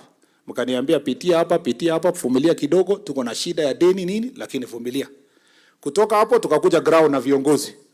Tukasunguka, tukaenda barabara ya Meriki mpaka Longisa, mpaka Chemaner, tukaingia hii barabara hii yetu hii ya Sigor hapa. Tumepanga, Your Excellency, things are going on well. In fact, contractor wetu ya barabara ya Meriki hiyo 75 km mlilaunch na rais, sasa ameshafanya, anasonga na ako site, na tuta make sure that amekaa site mpaka amalize. Barabara yetu ya Sigor hapa tutahakikisha inaendelea, inasonga mbele. Your Excellency, hao wananchi nilipokuja hapa na hao viongozi, Mheshimiwa Sigei alituleta hapa nyumbani, tukakaa chini, tukapanga maneno. Lakini kitembea kwa hii kijiji, wazee wa kijiji hii, kuna bridge hapa inaitwa Kaptambuliet, wameomba kwa miaka mingi, Your Excellency. Nikaenda kwa sababu niliona kwa macho yangu, hata waliniletea mbuzi kwa mtoni hapo. Nikawaambia na washukuru, lakini lazima nichape kazi. Tumedesign, tutarudi na wewe, Your Excellency, to launch hivi karibuni, wapate hiyo bridge. Itakuwa shortcut from Bomet town, ikuje ipite ielekee upande huu. Your Excellency, kuna barabara zingine ambazo hao watu wameomba. Barabara hii ya Kapkwen, Olbutio, iende hapo Sigor, na Tumoi kwa Gavana Isaac pale, Siongiroi, alafu iende Tumoi kwa upande huu, na iteremke mpaka iende Sotik. Hao viongozi wameomba, ani kwa ruhusa yako tutaweka kwa mpango, tutuone tutafute some resources to make sure tunasukuma kwenda mbele. Ile barabara umekujia, Your Excellency, umeona imeharibika ya Kapkwen mpaka iende Leketetiet, na iko na bridge kidogo hapo ndani ambayo inaitwa Mogoko Yuet Bridge. Sisi hao watu wameomba immediately mvua ikienda chini tutahakikisha tumeweka mara mzuri, even as we look for money ya mambo ya lami, tutahakikisha tumeweka bridge na mambo ya mazuri. Your Excellency, maintenance ya barabara yetu ya Chebole mpaka Chebunyo tumetangaza tayari, it is ready, na wewe viongozi hao wanajua, tumetangaza hiyo. Also when the rains go down, the contractor will be able to come to site. Tunafanya kazi yetu kwa mpango, tutahakikisha hii kazi inasonga mbele, au wananchi wanapata maendeleo. Nimeongea na hao viongozi pia wakati tulikuwa hapa, waliomba ile airstrip ya Bomet itengenezwe ikuwe kubwa. Lakini pia niliwaambia watafute shamba kama tutaweza kufanya kuwa kubwa. Tayari wanatafuta, wanaongelesha majirani, tuone kama tukanaweza chukua barabara ipite juu kidogo, ndio tuweze tukatengeneza the airstrip ikuwe refu. Na vile tumefanya, Your Excellency, kwa Kericho, we will also do it here. Kericho, we are working with the governor and majority leader. We want to make sure that we compensate the investor so that we can do a good tarmac road. Kwa hivyo tunasukuma kazi. Siku hizi tu mimi ni kazi. Niliwacha ile ingine. Mimi ni kazi. Na ninataka niwachie hapo niseme, Your Excellency, in closing, you have been a dependable supporter and strong pillar of President William Ruto.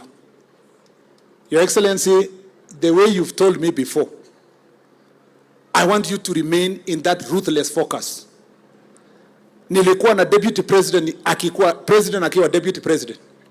Kwa sababu watu wengine hawawezi kuongelelea rais, watakujia kwako wakupake matope, wakupikie kelele, kwa sababu wanataka wewe usonge kidogo ndio wapate mwanya ya kufikia rais.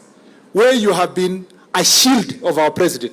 Wewe simama imara, tuko nyuma yako. Tutahakikisha ya kwamba tumesimama na wewe, na usijali mambo mengine. The way you've told me, Your Excellency, it is the same way. Wewe angalia focus ya kazi ambayo yenye wewe umekuwa ukifanya. And I am no doubt in my mind that the good work you are doing, the Lord will multiply and will reward you in a big way. Kwa hayo na mengi, Mungu awafariji na asante sana. May our Father rest in eternal peace. Asante sana. Asante sana Murkomen, sitaongea rais kupita hapo, ni kusema tu asante sana kwa watu wa Bomet. As the minister from this region, Your Excellency, allow me to, I know it has been mentioned that you had given us a date to come to Bomet. It was postponed when the president sent you out of the country, and I don't know whether the governor is aware that we had a meeting in Nairobi with all the leadership of Bomet, and we have got a date this month. Sasa tukimaliza hii maneno, we'll just confirm the date, and then we can come and run the Bomet programs. Maneno ya Shongiroi through Waziri Tuya, I wrote to Soipan to allow me to adopt Shongiroi Forest, and Kenjen will be working through the Ministry of Natural Resources to work in Shongiroi Forest. Na pengine nipeane ushuhuda tu kwa sababu vile Murkomen ameongea, I now understand, and I told this to the family when I came here on Saturday. Murkomen, Your Excellency, aliniambia kwa Sigei hatutafanya harambee. Yeye, mimi na watu wachache tutashikilia familia wajisikie kwamba wako na marafiki. Now I understand why you put quite a bit of the burden on me to support your brotherhood with Sigei. And we're able to do that, Your Excellency, to make sure that the family does not need. Thank you very much, people of Bomet, Asanteni Church, for the support. Poleni sana, Eunice and the entire family. Na pia condolence from my family, and on behalf of the people of Bomet, tunasema asante. Thank you. Over to you, Barchok. So asanteni sana mawaziri kwa sababu mmeongea vizuri, na asanteni sana watu wa Bomet kwa heshima. Kitu negimoche ko kasit matindo ngal bichu. So matinye ngalene kasit kitu nemoche agorire kegirire sait age ko kasit amujile bichu. Nibuch magitindoi ngal. Karibuni kila akila. Now we have our deputy governor kwa sababu ya masaa pengine tu ataweva seme pole. Mheshimiwa Shatwa Grotich. We have deputy governor from Narok, Mheshimiwa Koech, amesema pole. First governor wa Bomet, Mheshimiwa Ruto, pia ametuma pole zake. He was here yesterday, na leo alikuwa na kazi na angeweza kuwa na sisi, lakini ametuma pole zake. Ya mwisho, Your Excellency, I know just before uite hao viongozi wa Bomet kuongea na hawa, nilikuwa nimekuja kwa ofisi yako na tukaongea na tukasikizana ya kwamba the second week, it was supposed to be starting this 15th, utatutembelea Bomet kuangalia mambo ya maendeleo ile tumeweza kufanya kama county na national government. Lakini kwa sababu ya hii shida tumepata, pengine tutapangia tena tuone ni tarehe gani utakuja huku kututembelea, wasalimie watu wa Bomet na uone mambo ya maendeleo. Ya mwisho, Your Excellency, that's like my brother has indicated, mambo ya hospitali, especially the major referral hospital imekuwa shida hapa kwetu South Rift. We are almost completing our mother and child hospital. Na Longisa Referral Hospital is one among the 10 cancer centers that we have in this country. And in the next 1 year, Your Excellency, we want to have a fully fledged oncology department. At the moment, tunafanya mambo ya chemotherapy, 300 cases, sessions every month.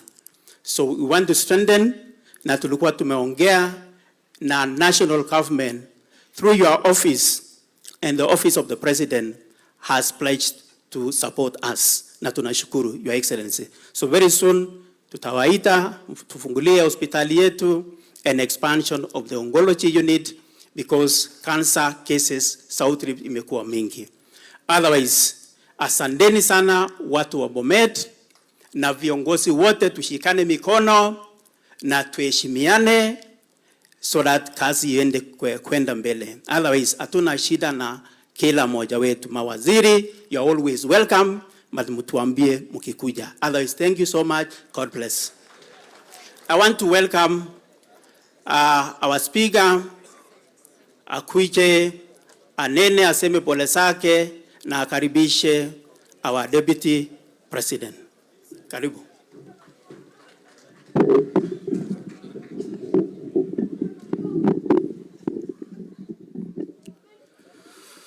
Naibu wa Rais wa Jamhuri ya Kenya, Mheshimiwa Rigathi Gachagua, familia ya mwenda zake mzee wetu Philip ikiongozwa na mama Eunice na kakangu Wakili Sigei'S, clergy, viongozi wenzangu, marafiki, majirani na waombolezaji wenzangu. Bwana asifiwe. Kwa sababu ya wakati, Naibu wa Rais, utaniwia radhi, I will restrict myself to just delivering the condolences to the family and nothing more.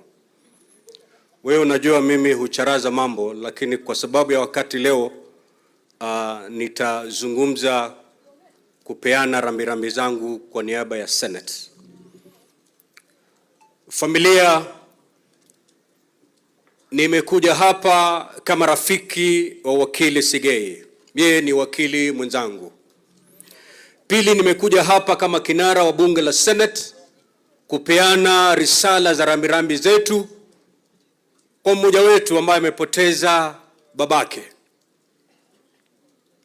Family ama Senator Sigei'S amepoteza babake, lakini sisi kama Senate pia tunajihisi kama tumepoteza mzazi. Manake kama Senate tunakaa kama familia. Senate ni familia ndogo ukilinganisha na National Assembly, na tunajuana, na wakati mgumu kama huu uchungu wa mmoja wetu ni uchungu wa senators wote. Japo tumekuja wachache, lakini tunataka niwahakikishie familia ya kwamba senators wote wako na huzuni, wanakuombea kwamba wingu hili la majonzi japo zito Mwenyezi Mungu alifanye jepesi na akuepushe ili angalau muregelee maisha ya kawaida. Kifo ni kifo, lakini kifo cha mzazi kina uchungu mwingi. Na bila shaka ule uchungu unaosikia ni mzito mno. Lakini tumekuja hapa kukupatia bega la kuegemea wakati huu mgumu. We will pray with you. We will pray for you. We will lift your family in prayers so that God can comfort you. Naibu Rais, kama nilivyotangulia kusema kwamba sitaki kuzungumza mengi nje ya kupeana rambirambi zetu kwa familia ya mwenda zake. Ila tu kukwambia hivi kwamba as the Senate, unlike some other government institutions, the Senate is a responsible Senate. It is a responsible government institution. The government is alive. The Senate of the Republic of Kenya is alive to the fact that our youth want employment. The Senate of the Republic of Kenya is alive to the fact that many of our Kenyans are dying because of diseases and they cannot access medical care. The Senate of the Republic of Kenya is fully aware of all that. And that's why, unlike other irresponsible government institutions, the Senate will not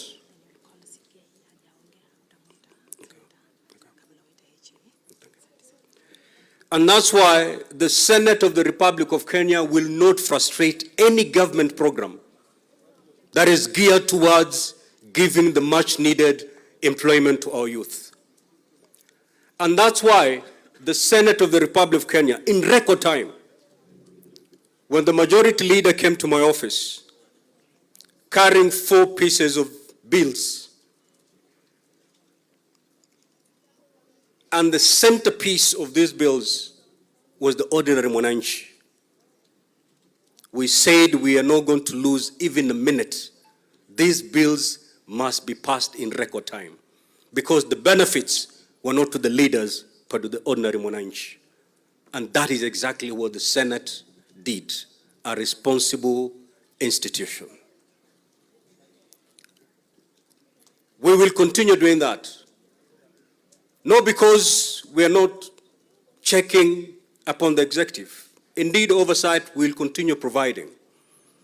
But it reaches a time, as a leader, you must be driven by the public good of this nation.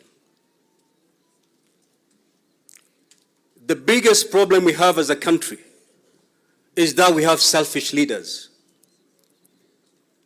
Once you become leaders or be given powerful positions, the first thing you're given is a good salary.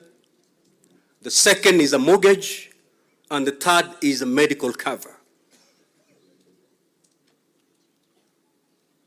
As you sit on that desk, the first question you need to ask yourself is, what can I do so that those ordinary Kenyans can also get a mortgage like me, access medical cover like me?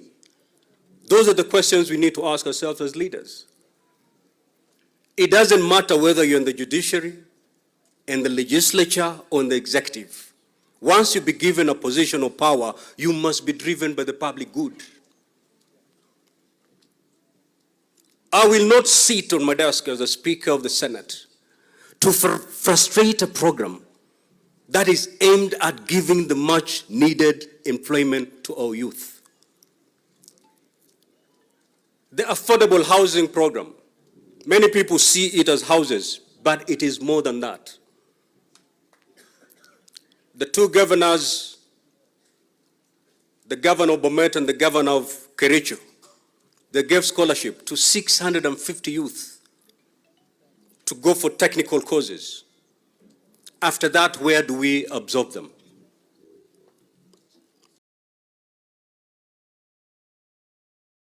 With the affordable housing program,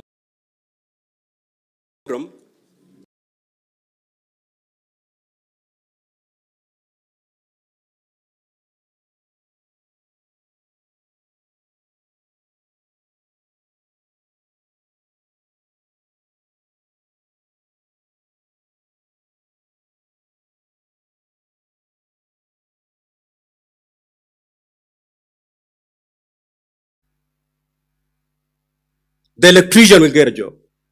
If you stop that program, you have killed 120,000 direct jobs and their dependents. Seated on your desk, having been given that employment.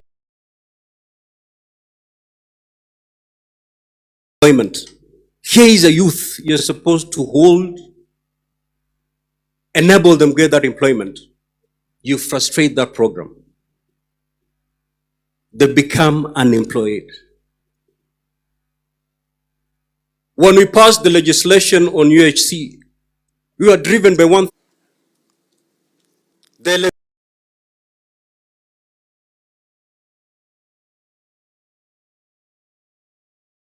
Mugonjwa hospitali. But you see, the leader who is frustrating this, in his pocket, he has an insurance cover card. Hata kikohoa tu, anaingia Nairobi hospital. But the ordinary Kenyan, yule Mkenya wa kawaida ambaye ana kansa, ana ugonjwa ambao ni auze ng'ombe zake zote katika kijiji. That is the Kenyan who is today being frustrated. Because of what is happening to the UHC program, today, the only person who can afford medical care are your leaders. The rest of you, you cannot. So as leaders, wherever we sit, either judges, MPs, or in the executive, we must be driven by the public good. If any other interest overrides the public good, then you're not worthy sitting in that office. Quite a number of our leaders here have spoken about the judiciary. In that judiciary, we have very brilliant people, people who mean well for this country. Lakini kama Waswahili wanavyosema, samaki mmoja akioza, bahari mzima inafanya nini? As we go for the judiciary, let's not throw the baby with the bathwater. Let us weed out that which is not working. Because I know in that judiciary, we have people who mind Kenyans. Those are the ones who are supposed to drive the judiciary. With these few remarks, allow me to call my brother, Senator Hilary Sigei'S, to speak to us, and thereafter I'll come back to welcome His Excellency the Deputy President to speak to us. Karibu, karibu. Thank you very much, Right Honorable Speaker Amazon Kingi. Your Excellency, the Deputy President of the Republic of Kenya, Excellency Governors who are present, my colleagues, Senators, CSS who've come to condole with us today, Honorable Members of Parliament, Members of County Assembly, the clergy, na wanakijiji kwetu. Nataka kuomba niwasalimie. Bwana Yesu asifiwe. Bwana Yesu asifiwe tena. Your Excellency, the Deputy President, my colleagues have talked here. My friends have also talked. There are certain attributes they have mentioned about me. And allow me, sir, to say the attributes that they have talked of do not belong to me. They belong to my dad, who is lying motionless there, and my lovely mother, who is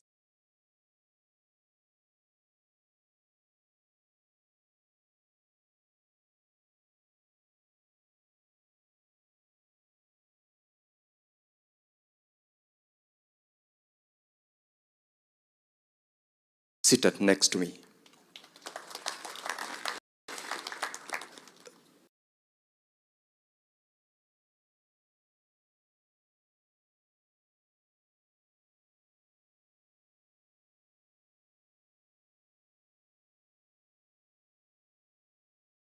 Alikuwa amenikosea kidogo. We forgot about it for a very long time. It is in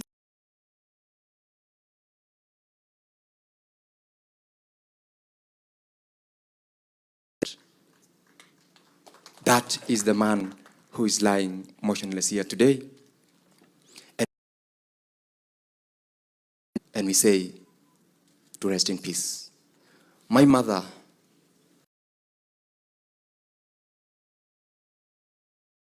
she's entitled to have as a family in terms of having gone to school and appreciate hard work. Ni ule mama pia, Your Excellency, amekaa na mimi pale. Na nakushukuru mama.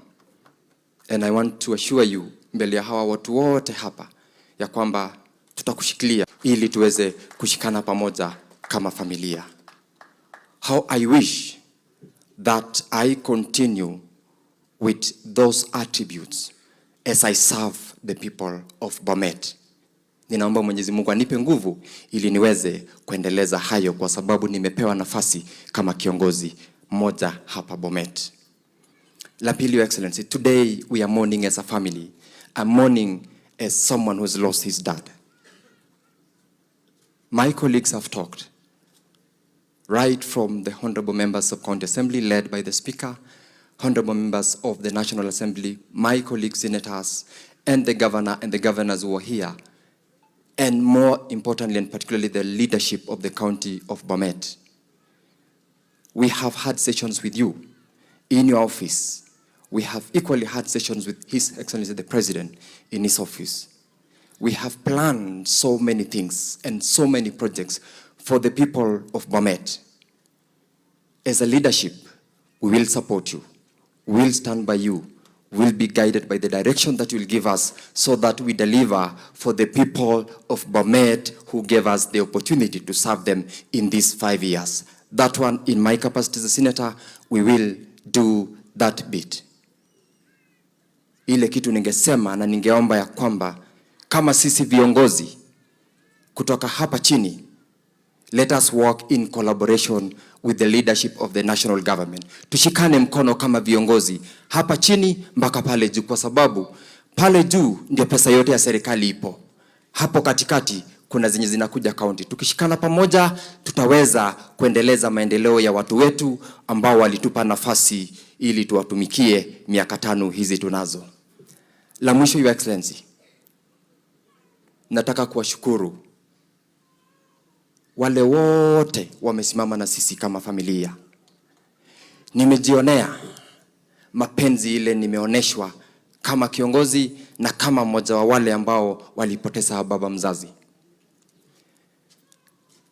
Nikiwashukuru, nikubalie nianze kwa watu wa Bomet. Piga Bomet, kokiana manu kingo magi, toi chukoma chachugat, toi chutugul kwa chekwok, amun kiyogono nafasi, asyai kiongozi nebo Kenya.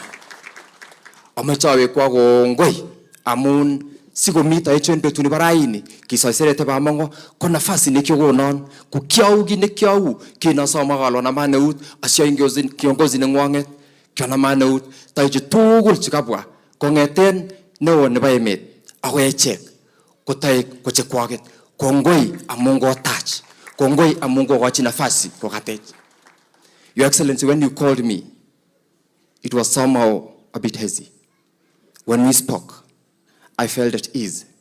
When the President called me, I felt I was in the midst of friends. My brother here, Waziri Kipchumba Mongea. Rose Waziri alikuja hapa juzi, sikuwa nimelia. Vile Rose, your sister, alikuja nikalia kwa sababu ya mapenzi ile tumekuwa nayo. Your Excellency the Deputy President, nataka nikushukuru kwa sababu mmesimama na familia. Na sitasahau wana vijiji wetu wote. Piga up kwa Ninyonet, Kapsio, Chebite, Kagawe, Solio, Ngocho, Akchoronoki aktugul chebo kokwani. Kongoi mising amongoro tonon agechek embetuni tugul ni barirek agoi raini kimungjini bamongo enorena kararan. Your Excellency, I'm telling my villagers, the people whom you see in reflected jackets are my neighbors. They have gone out of their way to be with me. The leadership of the county government, from my area MCA, all through to the governor, have been with us from the day we had this incident mpaka siku ya leo. Nataka kuwashukuru kwa sababu ya kusimama na sisi. Your Excellency, one of my friends MCAs was the other day pale kwa mtandao declared a missing person because he's been here from the day we lost our dad. I want to appreciate all of you. Mheshimiwa Mandazi has been here all through without naming names. I want to appreciate all of you on behalf of my family, my colleagues in the Senate, my colleague friends CSS. I am because of you. The promise I'll give is that I'll work hard so that the character that this man who's lying motionless here left in me goes to support the people, not only of Bomet as a county, but Kenya as a whole. Because without Kenya, Bomet is not there. La mwisho, nataka kushukuru Your Excellency and our President for the support that you have given this family. We will never say thank you beyond what God can grant you. I will pray for you, We will pray for you as a government, as a family, so that we deliver to the people of Kenya the promises we made when we went out looking for votes in 2022. Kwa hayo mengi, nataka kuwashukuru. Amachawe kwa gongoi chitukul na kwa bwana sinyon garirjen tukul mbetu ni baraini. Amachawe ki gongoi kanisa entononet na kwa tono nagechek. Ang nasire awe kwa tukul gongoi en sautik ak panganutik tukul chakoroban yonotaretech asigi mungkin pamango en oret ne kararan. Asante sana. Mungu awabariki, Mungu awatendee na Mungu atulinde sisi wote, na Mungu aibariki nchi yetu ya Kenya na viongozi wote ambao tumepewa nafasi kuiongoza nchi yetu ya Kenya. Thank you very much, Right Honorable Speaker. May God bless you all and thank you once again. Thank you so much, Senator Hilary Sigei's. For the 1 year and few months that I've worked with Senator Hilary, I can attest to you that yes, Senator Hilary is soft, but he's extremely firm in his leadership. He serves on the Speaker's panel, and sometimes senators think because he's a soft-spoken guy, they can bully him. But those who've tried that, they found themselves in the senator's lounge, not in the chamber. He's that firm. So Bomet, you have a leader in that man. Waswahili wanasema usidharau wembamba wa reli, mizigo yote inapitia juu yake. That is Sigei's. Sione ni mwembamba ukadharau, amebeba mengi. At this juncture, fellow Kenyans, mourners, allow me to request His Excellency, the Deputy President, to come and give the family his words of comfort. Karibu, karibu.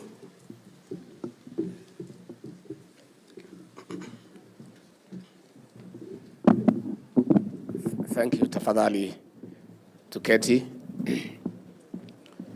Familia ya marehemu Mzee Philip Sigei's Langat, akiwemo senator wetu wa hapa Bomet, kanisa, waheshimiwa mawaziri, waheshimiwa maseneta, waheshimiwa wabunge, waheshimiwa MCAs, majirani, marafiki na familia na wale wote wamefika. God is good and all the time. Nisalimieni kwa hewa. Bwana Yesu asifiwe. Bwana Yesu asifiwe tena. Asante sana. Nimefika hapa, nimetumwa na kiongozi wetu, Rais wa Jamhuri ya Kenya, Daktari William Samoei Ruto, kumwakilisha katika hafla hii na kuja kuleta rabirabi zake kwa familia ya huyu mzee wetu ambaye amepumzika. Rais alitaka kufika, lakini shughuli za kikazi zimemzidia. Hata naomba msamaha, tumechelewa. Tulikuwa katika mkutano wa baraza la mawaziri kutoka asubuhi mpaka karibu saa 7 kwa mikakati ya kupanga kazi ya serikali, na rais akanituma na pole zake na akaniambia nifike hapa na nitasoma risala yake kwa familia. Pia mimi kwa niaba yangu na familia yangu nataka niseme pole kwa hii familia. Tumesoma historia huyu mzee na tumevutiwa sana na vile alisomesha watoto wake, ile kazi amefanya kwa KCC kama mfanyabiashara, kama Mkristo wa mstari ya mbele, na kazi yake tunaiona kwa huyu senator wetu. Kwa hivyo familia, nataka niseme pole. Tunaombea nyinyi Mwenyezi Mungu amfariji, ampatie nguvu ya kukubali. Sio kitu rahisi kuachwa na mzee mwenye boma, lakini Mwenyezi Mungu atakuwa nanyi. Na nataka nishukuru wale wote ambaye walipata nafasi ya kufika hapa kusaidiana na familia hii. Pia tuseme asante kwa kanisa kwa kazi nzuri ya kuwaombea na kuendesha zile programu ambazo zimekuwa zikiendelea. Kwa hivyo, Senator and your family, please take heart. The President has sent his most sincere condolences. For God to grant you fortitude and give you peace and strength to bear the loss. Tunaomba watoto wa huyu mzee washikilie hili boma, ndio wadumishe heshima ya huyu mzee, na sana sana kumchunga mama na kukaa karibu na yeye na kupata nafasi ya kumtembelea kila wakati. Juu ya hayo niseme, kwa sababu nimefika hapa, watu wa Bomet, nyinyi ni watu wetu. You are our people. Na rais na mimi tuko na shukrani mingi sana kwa vile mlituombea, alafu mkatupatia kura 100% tukapata nafasi ya uongozi. Ningetaka nichukue nafasi hii niseme asante. Hasa mimi nataka niseme asante kwa watu ya Bomet. Mnajua mimi nilikuwa kwa kona mbaya sana. Nilikuwa nimesukumwa zaidi. Kura yenu ndio iliniokoa. Wale jamaa walikuwa wamepanga kunifunga jela. Mwaka 50 nikufia huko. Nyinyi mkaniokoa. Nataka niseme asante. Na watu ya Bomet, rais na mimi hapana wajinga. We are not fools. Sisi ni watu tumechanuka. Mnafikiria mnaweza kutupatia hizo kura zote, mtupatie nafasi ya uongozi, alafu sisi tucheze na mambo yenu? Hatuwezi cheza na mambo yenu. Vile tunafanya ni kunyamaza. Sababu tukiongea sana hii watu ya TV wanatufuata kila pahali, wanatuanika. Mambo yenu tumepanga na tumepanga vizuri. Tumepanga vizuri. Hatutaki kuanika sana. Unajua hii Kenya vile nakaa saa hii, keki ni kidogo na inatakana na kila mtu. Sasa ukitangaza ile kipande naenda pande hii, pande ile imekosekana, kelele naanza. Kwanza mimi, unajua mimi msimamo yangu, si mnajua yangu msimamo. Si mnajua? Si mnajua msimamo yangu, keki kikatwa wale wanatakiwa kupata kwanza. Sasa siku hizi nimenyamaza, mimi nakata tu nimenyamaza. Sababu wananipigia makelele. Hao viongozi walikuja tuliketi kwa kirefu, governor, MP, senator, tumekubaliana. Na mimi nitakuja hapa siku 3. Nikukaa hapa. Nitalala hapa, nitakula hapa, nitatembea hapa. Unless kukosekana chakula ndio nirudi kwa mama Gachagua. Lakini kama iko chakula, iko maziwa, mimi nitakaa area hii for 3 days. Na tunakuja kupanga mambo yetu mchana na ile mingi usiku. Ile mingi tutapanga usiku. So tutakuwa na mikutano na watu ya kanisa, viongozi usiku, asubuhi tupange maneno yenu. Nimalizane naye, nirudi kwa mkubwa, tuketi tukubaliane. And watu ya Bomet, the time for the transformation of this county is now. Ni wakati hii. Sababu serikali iko ni yenu. Rais ni wenu, deputy ni wenu, viongozi ni wenu. Wenye kukula keki wako. Wenye kukata keki ni watu wenu. What is the problem? Kuna shida? Mbona tu msichemuke sana, tuende pole pole. Na mimi nataka kuambia nyinyi, siasa yenu mimi naipenda sana. Watu nasema siasa ya Bomet ni kali. Inatakiwa ikuwe kali. Nyinyi na mimi ni kitu kimoja. Damu yangu na nyinyi inachemuka haraka. Na inakuanga mzuri. Because mkikosa kuuliza inaweza kosekana. Lakini sasa zile tumepata, sasa tutulie.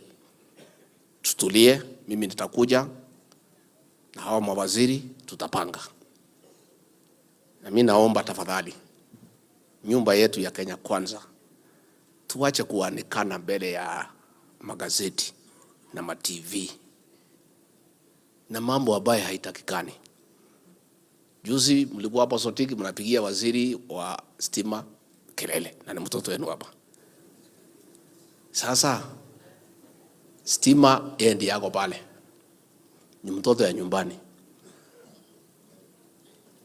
Si ati hajui ni nini anafanya, lakini akienda kutangaza si atapigwa. Sasa wacha tukuje na yeye hapa tupange, iko 1 billion, tutembee tukubaliane hapo, stima hapo pole. Huyu Kipchumba Murkomen mtoto wenu ndio anasimamia mambo ya barabara. Takuja na yeye hapa tupange. And all these things tutapanga pole. Na mjue nyinyi ni watu wetu. So you should not have a worry ya kwamba kuna kitu inaweza haribika. Na mimi nataka kuomba nyinyi watu ya hapa Rift Valley na wale watu ya kule kwetu Mlima Kenya, tuache kupigania makelele mbele ya raia. Wabunge wanapigia mawaziri kelele, mawaziri napigia wabunge. We are one government. Sisi ni watoto wa mzee moja anaitwa William Samoei Ruto. We are one family and a one father. Let us be measured in our relationship, because we are serving the same people and one president. Au mawaziri wameteuliwa na William Ruto. Mkiwapigia kelele ati wamefail, ni rais mnapigia kelele kwa sababu ndiye amewateua. When you say they are useless, they are incompetent, you are actually challenging the appointing authority. Let us be careful. Again, ministers also tutakuwa na heshima na hao watu ambao wamechaguliwa na raia, because pia watasukuma maneno kwa niaba ya raia, kwa sababu nao raia inawasukuma. Let us look for a formula of how to stay and stay properly. Na mimi najua mambo itakuwa sawa sawa. Tumekubaliana watu ya Bomet ni kuja siku 3. Yeah? Ngoja tu rais tumeanza kuzunguka na yeye, akichomoka tu akienda ngapo na mimi nikuja hapa Bomet. Si ndio? Mimi naangalia ile siku anachomoka siku 3, nikimfikisha airport na mimi nakuja pande hii. Tunaketi na nyinyi hapa. Mnataka nikuja tukae na nyinyi hapa? Tutakaa hapa na tutakubaliana mambo mingi. Many things will agree. Sitaki niseme mambo mbele ya hii watu ya makamera. Watatangazia dunia nzima alafu hiyo maneno itakwama. Ama mnataka tutangaze? Basi acha nikuje. Acha nikuje pole na rais tumekubaliana 1 2 3, you will be happy, you will be okay. And I have said again, the president and I are not stupid. Hatungepata hii kazi kama sisi ni wajinga. Kuna kitu tunajua. Mimi sijui sana. Mimi si mwerevu sana, lakini si mjinga. Niko tu hapo 50% hapo nusu. I know something. And one of the things I know is that the Bomet people are my people. That I know. Hiyo ninajua. Na ninajua what needs to happen to your people. So hata hii hapa Chepalungu tunajua tuko na shida ya flooding nini. Murkomen ako hapa, tutaketi tuangalia affirmative action ya hii shida ya barabara iko hapa. All these things will agree, because we are one family and we'll talk as a family. Kuna wale wanajaribu kutupigia makelele, which is okay. Before rais achukue, fertilizer was 7,000. Today fertilizer ni 2,500. Tumefaulu hatujafaulu? Kabla tukuje, akina mama wale wa 70 and above walikuwa wanakaa mwezi 10, mwezi 16 hawajapatiwa marupurupu yao. Tangu tukuje, huyu Florence amepanga, wamepewa marupurupu yao, kila mwezi wanapata before 30th. Tunaendelea. Walimu hatukuwa na hawa, tumeajiri walimu 56,000. Tunaendelea. Wale ya mama wamefika 70 waku wamesajiliwa since 2017, tumesajili hao. Ikifika mwezi ya 3 watapata mambo yao. Niliona juzi hapa Chepalungu kijana mwingine alifukuzwa huko Nandi, amekuja hapa kwa mazishi, anataka kusomea serikali. Mnapiga makofi. Na ni sawa. lakini hakuna mtu ya kumuuliza wewe ulikuwa kwa ile serikali ya handshake. Fertilizer ilikuwa 7,000. Sasa ni 2,500. Bona siku hiyo uko unaongea, sasa ndio uko na mdomo mrefu. Hakuna mtu ya kuuliza Aulizwe siku ulikuwa kwa ile serikali ya handshake. Barabara zote za Bomet na Kericho zilisimamishwa na serikali ya handshake kwa sababu ya William Ruto, na wewe ulikuwa pale, ulikuwa pande ile. Mumesahau, mnaanza kumpigia makofi. Watu ya Bomet. Why? You should have asked that former MP. He was in that government ya Raila na Uhuru. Saa ile watu ya Rift Valley waliumizwa kwa sababu ya kuunga William Ruto mkono. He was part of that government. Na alikuwa anasema William Ruto ni mwizi, hawezi chaguliwa. Hawa Wakale wakiumizwa na hiyo serikali, he was part of it. Amekuja hapa mazishi, anaongea mambo, mnapiga makofi. Wabunge wetu wako pale wamenyamaza. Wabunge mumenyamaza. You must answer these fellows and you must remind them that history is important. Mkubwa yao ya Azimio Raila ndiye alisema historia ni important. Mwambie historia is important. Wewe you are part of that government ambaye ilinyanyasa hao Wakale. At that time you are not speaking. Ulikuwa unatukana William Ruto. Sasa umekuja hapa unajifanya atuweji unajua zaidi na huambii wananchi why the president is having challenges. Ni ile madeni alikuta imechukuliwa na wale watu. Na hii madeni lazima alipe. Na shida ya Kenya si ati rais ameshindwa kupanga kazi. No. Amekuta madeni ya 9.8 trillion. Katika shilingi 10 ile president anaokota, shilingi 7 ni ya kulipa madeni. Shilingi 3 ni ya kulipa mishahara na barabara na maji. Rais anapindua ndio shilingi 3 ilipe madeni, shilingi 7 ikuja ifanye maendeleo. And we are making progress. I want to ask the people of Bomet, the people of South Rift, the first people to be on the line of defense ya president ni nyinyi, because he is your creation. That is your government. Hamwezi pigia mawe ile mtu serikali mmechagua. That is your leader. Nyinyi ndio mliamuka mkamweka kwa kiti. Amefika pale, amekuta nchi imekwisha. Hii Kenya karibu ipigiwe kengele. Sasa amelipa madeni, tumerudi kwa laini. Mambo imeanza kuenda vizuri. Bolea ndio hiyo 2,500. Tumepata mvua, mazao iko sawa. Uga imeteremuka from 230, sasa 130, 140, 135. We are making progress. And it is you, the people of Bomet, the people of Kericho, the Sigei'S community. This is your government. It cannot be ikitupiwa mawe mtakuwa pale. Na mjue, na mimi I want to tell you from the bottom of my heart, mimi ndio nakaa na President William Ruto. In my life, I'm 58 years. I've never seen such a hard-working man. Huyu jamaa saa 10 ako ofisi, 4 a.m. in the morning. Kila siku anaenda mpaka saa 5. And I can tell you, tumeanza kuona things are getting better. Things were very bad. Kama hii Kenya ingepatiwa mtu ajui nini anafanya, saa hii tungekuwa tumepigiwa auction. Lakini mambo imeanza kurudi laini pole na iko sawa. So me I'll come, tupange maendeleo hapa. Mnataka nikuja tupange maendeleo? Na mambo si mbaya, don't worry, things are okay. And unajua ukipata kampuni, umenunua kampuni imefilisika, lazima kwanza uirudishe kwa laini ndio watu waanze kupata dividends, and things are working. And that is why I want to ask our leaders hapa, tafadhali let us focus. Senator Nande unasema ati nisijali watu wakinipigia kelele. Sasa mimi kelele inaweza kufanya mimi ni lose focus kweli? I am a leader. I'm a man who focuses on one thing at a time. One thing at a time. Mimi sikuwagi na mambo mbili. Between 2018 and 2022, I was focused on making sure that William Ruto becomes the president of Kenya. Na nikalenga hapo na sikutoka hapo. Wananishika Friday, wakiniwachilia mali narudi hapo. wanafungia pesa yangu wakifikiria nitafilisika, narudi hapo. Magazeti wakanipigia kelele, wakaniweka caricature nini, wakaniita majina social media, mimi narudi hapo. Mimi kama ningekuwa ni mtu ya kusikiza kelele, ningekuwa nimetoroka kitambo. Hao watu walikuwa wamenipigia kelele siku tulikuwa tunaenda debate na Martha Karua. Unajua mimi nanyamaza tu, najifanya mjinga. Hii mtu hawezi, atanyoroshwa nini. Kufika pale nimenyorosha mama, the next time nilimsikia alikuwa kwa wao Gishogo. Because we are focused.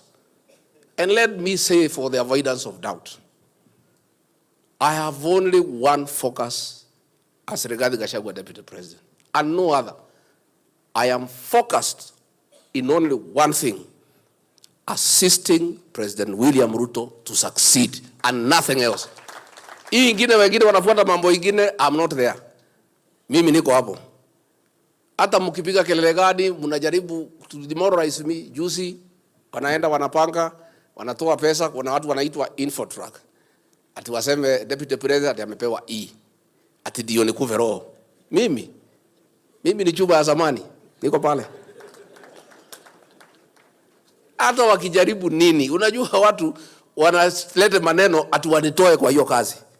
Ati ndio nianze kujibishana na watu. Ati nianze kutafuta ati wabunge ati kuwaita kujeni munisaidie. Mimi am focused, and I cannot lose focus. And in this administration I have no other agenda. My agenda is only one and no other: to make sure that I assist President William Ruto succeed in the economic transformation of this republic. Na mimi siwezi toka hapo. Those who want to succeed the President William Ruto, muendelee. Sisi, we want him to succeed. Those who want to succeed him, mutukubalie, we allow him to succeed, then you can succeed him. Siko namna hiyo. So we must allow him to succeed. Na mimi nauliza sasa, nyinyi vijana, William Ruto amechaguliwa juzi, mwaka moja. He has 9 years to go. You are talking about succeeding him. Munataka kurithi munataka kugawa mzee akiwa hai. Surely you people, what is you young people, what is the problem? President has just been elected. Si ni mwaka moja. Ati watu naanza kusema ati ni mimi ati huyu ndiye atasucceed yeye 2032. Kwanza, it is disrespectful to the president. Hiyo ni kukosa heshima kwa kiongozi. Sasa kiongozi amechaguliwa tu just last year. Ako hapa ndio ana settle down kupanga kazi. Wewe unaanza kusema ati mimi in 9 years nitarithia. Nani anakuambia utakuwa uhai? How do you know? 9 years is a very long time. Number 2, it is also being very insensitive to the people of Kenya. The people of Kenya today do not want to hear about positions and elections. Wanataka kusikia barabara itatengenezwa siku gani, stima itaunganishwa lini, si ndio? Tutapata maji lini? That is the conversation. I want to ask our leaders, please, especially in Kenya Kwanza, please, let's focus. Tumsaidie president succeed. And if you have ambition and you want to succeed him, which is okay and it is fair and there's no problem, simungoje kwanza achaguliwe tena 2027, then akichaguliwa mwanze kupanga vile mnaweza rithi. But for now, surely, it's being very rude to the people of Kenya. It's being very insensitive to the people of Kenya to talk about succession. Let us talk about service delivery. Hiyo ndio kitu ya maana sahi. Tumekubaliana na watu ya Bomet? Ama nyinyi mnataka watu waongee mambo ya 2032? That is a topic that is should never be anywhere in any discussion. Let us focus, tumsaidie rais afaulu. Mambo ya huko mbele wale mnataka kupanga, muende mpange huko. But for now, mawaziri na mimi, MPs, let us all focus on assisting the president to succeed, because he must succeed in the transformation of our economy and the transformation of the people of Kenya. Kwa hivyo nyinyi watu ya magazeti, nyinyi muendelee kuandika. Nimeambiwa nafikiri wiki hii My editors wenu wamesanywa pahali ati mupange the way you can create a debate to distract us from service delivery. You are wasting your time. Sisi tumelenga pale na hakuna mtu anaweza kutoa hapo. Sisi tutakaa hapo na tunajua what we are doing. And we are not just doing it because it's the right thing. Yes, it's the right thing, but it's also a constitutional duty for me. Niliapa pale Kasarani kumsaidia rais afanye kazi yake. So sisi tutakaa hapo na hiyo ndio kazi ambaye itatusaidia. Kwa hivyo mimi ningetaka niseme watu ya Bomet, asanteni sana. Hao mawaziri wetu, they are good people. Tutaketi chini. Hii maneno ya stima, huyu Davis, mlikuwa mnampigia kelele pale Sotik. It's a very hard working cabinet minister. Na amepanga mambo mzuri. So please, siku ingine hapana, let us not go that route. Lakini tutakuwa na yeye hapa, tutakuwa na hao mawaziri, will stay here, na kazi hiyo yote tutapanga mpaka ingie kwa laini vile ambaye inatakikana. Brighton amesema I think kuna maduka imechomeka. Ni wapi huko? Ni wapi? Pale. So nikutafutie kitu upeleke huko. Okay, takutafutia milioni 1 uende usaidie hiyo watu so that they are able to make good progress. Kwa hivyo mimi nataka niseme asante. Huyu Senator Sigei's is a very focused young leader. Na alitusaidia sana wakati ya formation ya UDA. Na tunasaidiana na yeye sana mambo ya chai. Unajua ile bill Aaron Cheriot alilete, kuna wale wakora walienda kotini wakapinga. And we are working together around it. And you know, the people of Bomet, the tea reforms we have started, at least mumehoja kitu kidogo, at least bonus imeanza kuimprove. Na bado tunaendelea kukasana. Mambo ya maziwa, huyu mzee amelala hapa alikuwa KCC, mnajua hapo beleni, saa ile serikali haikuwa inashughulika, wakati ya mvua kukiwa na glut, maziwa ilikuwa inateremka mpaka 20 shillings, 25. Saa hii tumeweka pesa ya serikali 900 million, at least maziwa kwa KCC, new KCC is 45 shillings. Na rais ametoa amri from 1st of March itarudi shilingi 50 kwa lita ya maziwa. Na tunataka kuendelea na reforms, na hapo mbele kwa ile mpango tuko nayo tunataka tusukume hii maziwa from 50 mpaka shilingi 60 kwa lita moja ya maziwa. Na hiyo maneno itaendelea. Mambo ya kahawa tumeendelea and we are making progress. As we speak now, the auction inaendelea vizuri, bei imeanza kuwa sawa sawa. Tumetoa 4 billion shillings ya kupeana cherry advance at 80 shillings. Those reforms have started yielding fruits. Na kwa hivyo as we proceed on, mtaanza kuona mambo ikiendelea kuwa mzuri, na hapo mbele mambo itakuwa sawa. Kwa hivyo watu ya Bomet tumekuja kusema pole. Let me read the condolence message of the president so that we can allow the church to go and rest this great man.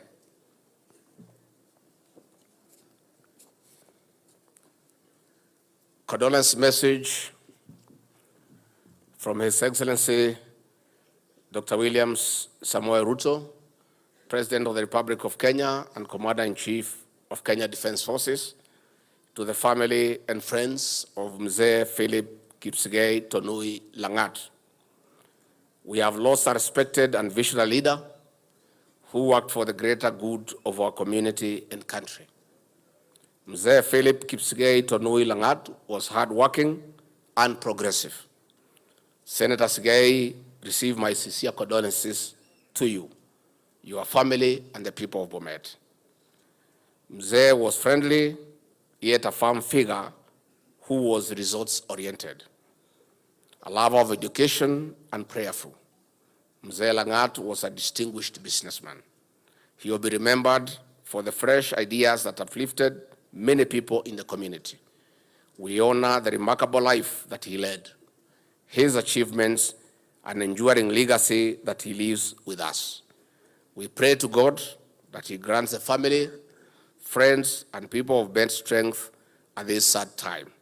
May we draw comfort from the word of the Lord in Philippians chapter 4, verse 13. I can do all this through him who gives me strength. Signed, rest in peace, Mzee Langat, signed by the President of the Republic of Kenya, William Samoei Ruto. Asanteni sana. Kwa hivyo mimi nimeshukuru sana. Naomba viongozi wetu, Leader of Majority Aaron Cheriot, you are doing a good job with the Senate, na wale wengine kwa bunge, muendelee kuunga mijadala ya serikali mkono, tuendelee supporting our legislative agenda in Parliament. And the few challenges that we have with the judiciary, they will be addressed. Juzi, they challenged the president to provide evidence of corruption in the judiciary. And I have said I will lead by example this coming Thursday. Iko jaji moja, tuko na evidence ya kutosha, tutapeleka pale. Ndio tuanzie na huyo, alafu wengine wafuate. Najua nikifungua hiyo line, najua Wakenya watafuata. So that we also do the right thing. And everybody must be held accountable. The president and the executive are accountable to Parliament and to the people of Kenya. Parliament is accountable to wananchi. Judiciary must also be accountable to the people of Kenya. Na lazima wataulizwa maswali. Because hao si Mungu. Where they are falling short, they will be told. And they should not complain. Hata watu ya magazeti, where they fall short, we also tell them. Sisi tukikosea, mtuambie. Na hatulalamiki mkitukosoa. Hata hawa, when they do the wrong things, we'll also tell them. That is a new Kenya. It's a country of accountability. Everybody must be accountable. Hakuna mtu atakaa peke yake kusema ati yeye anajua kila kitu. Hata hawa tutawakosoa. And they must be prepared and they must acclimatize to being held accountable by the people of Kenya through the representatives of the people. Hawa viongozi wamechaguliwa na watauliza maswali. Na kwa hivyo mahakama pia mkifanya ile Wakenya wanaona si sawa, mtaambiwa ndio mrekebishe. Na msilalamike mkiulizwa, mrekebishe. Hata sisi mkituuliza hatulalamiki, pahali tumekosea tutarekebisha. Pahali hatujakosea tutaeleza, na hiyo itakuwa ni njia nzuri ya kukaa. Kwa hivyo asanteni sana. May God bless you and bless you abundantly. Asante sana.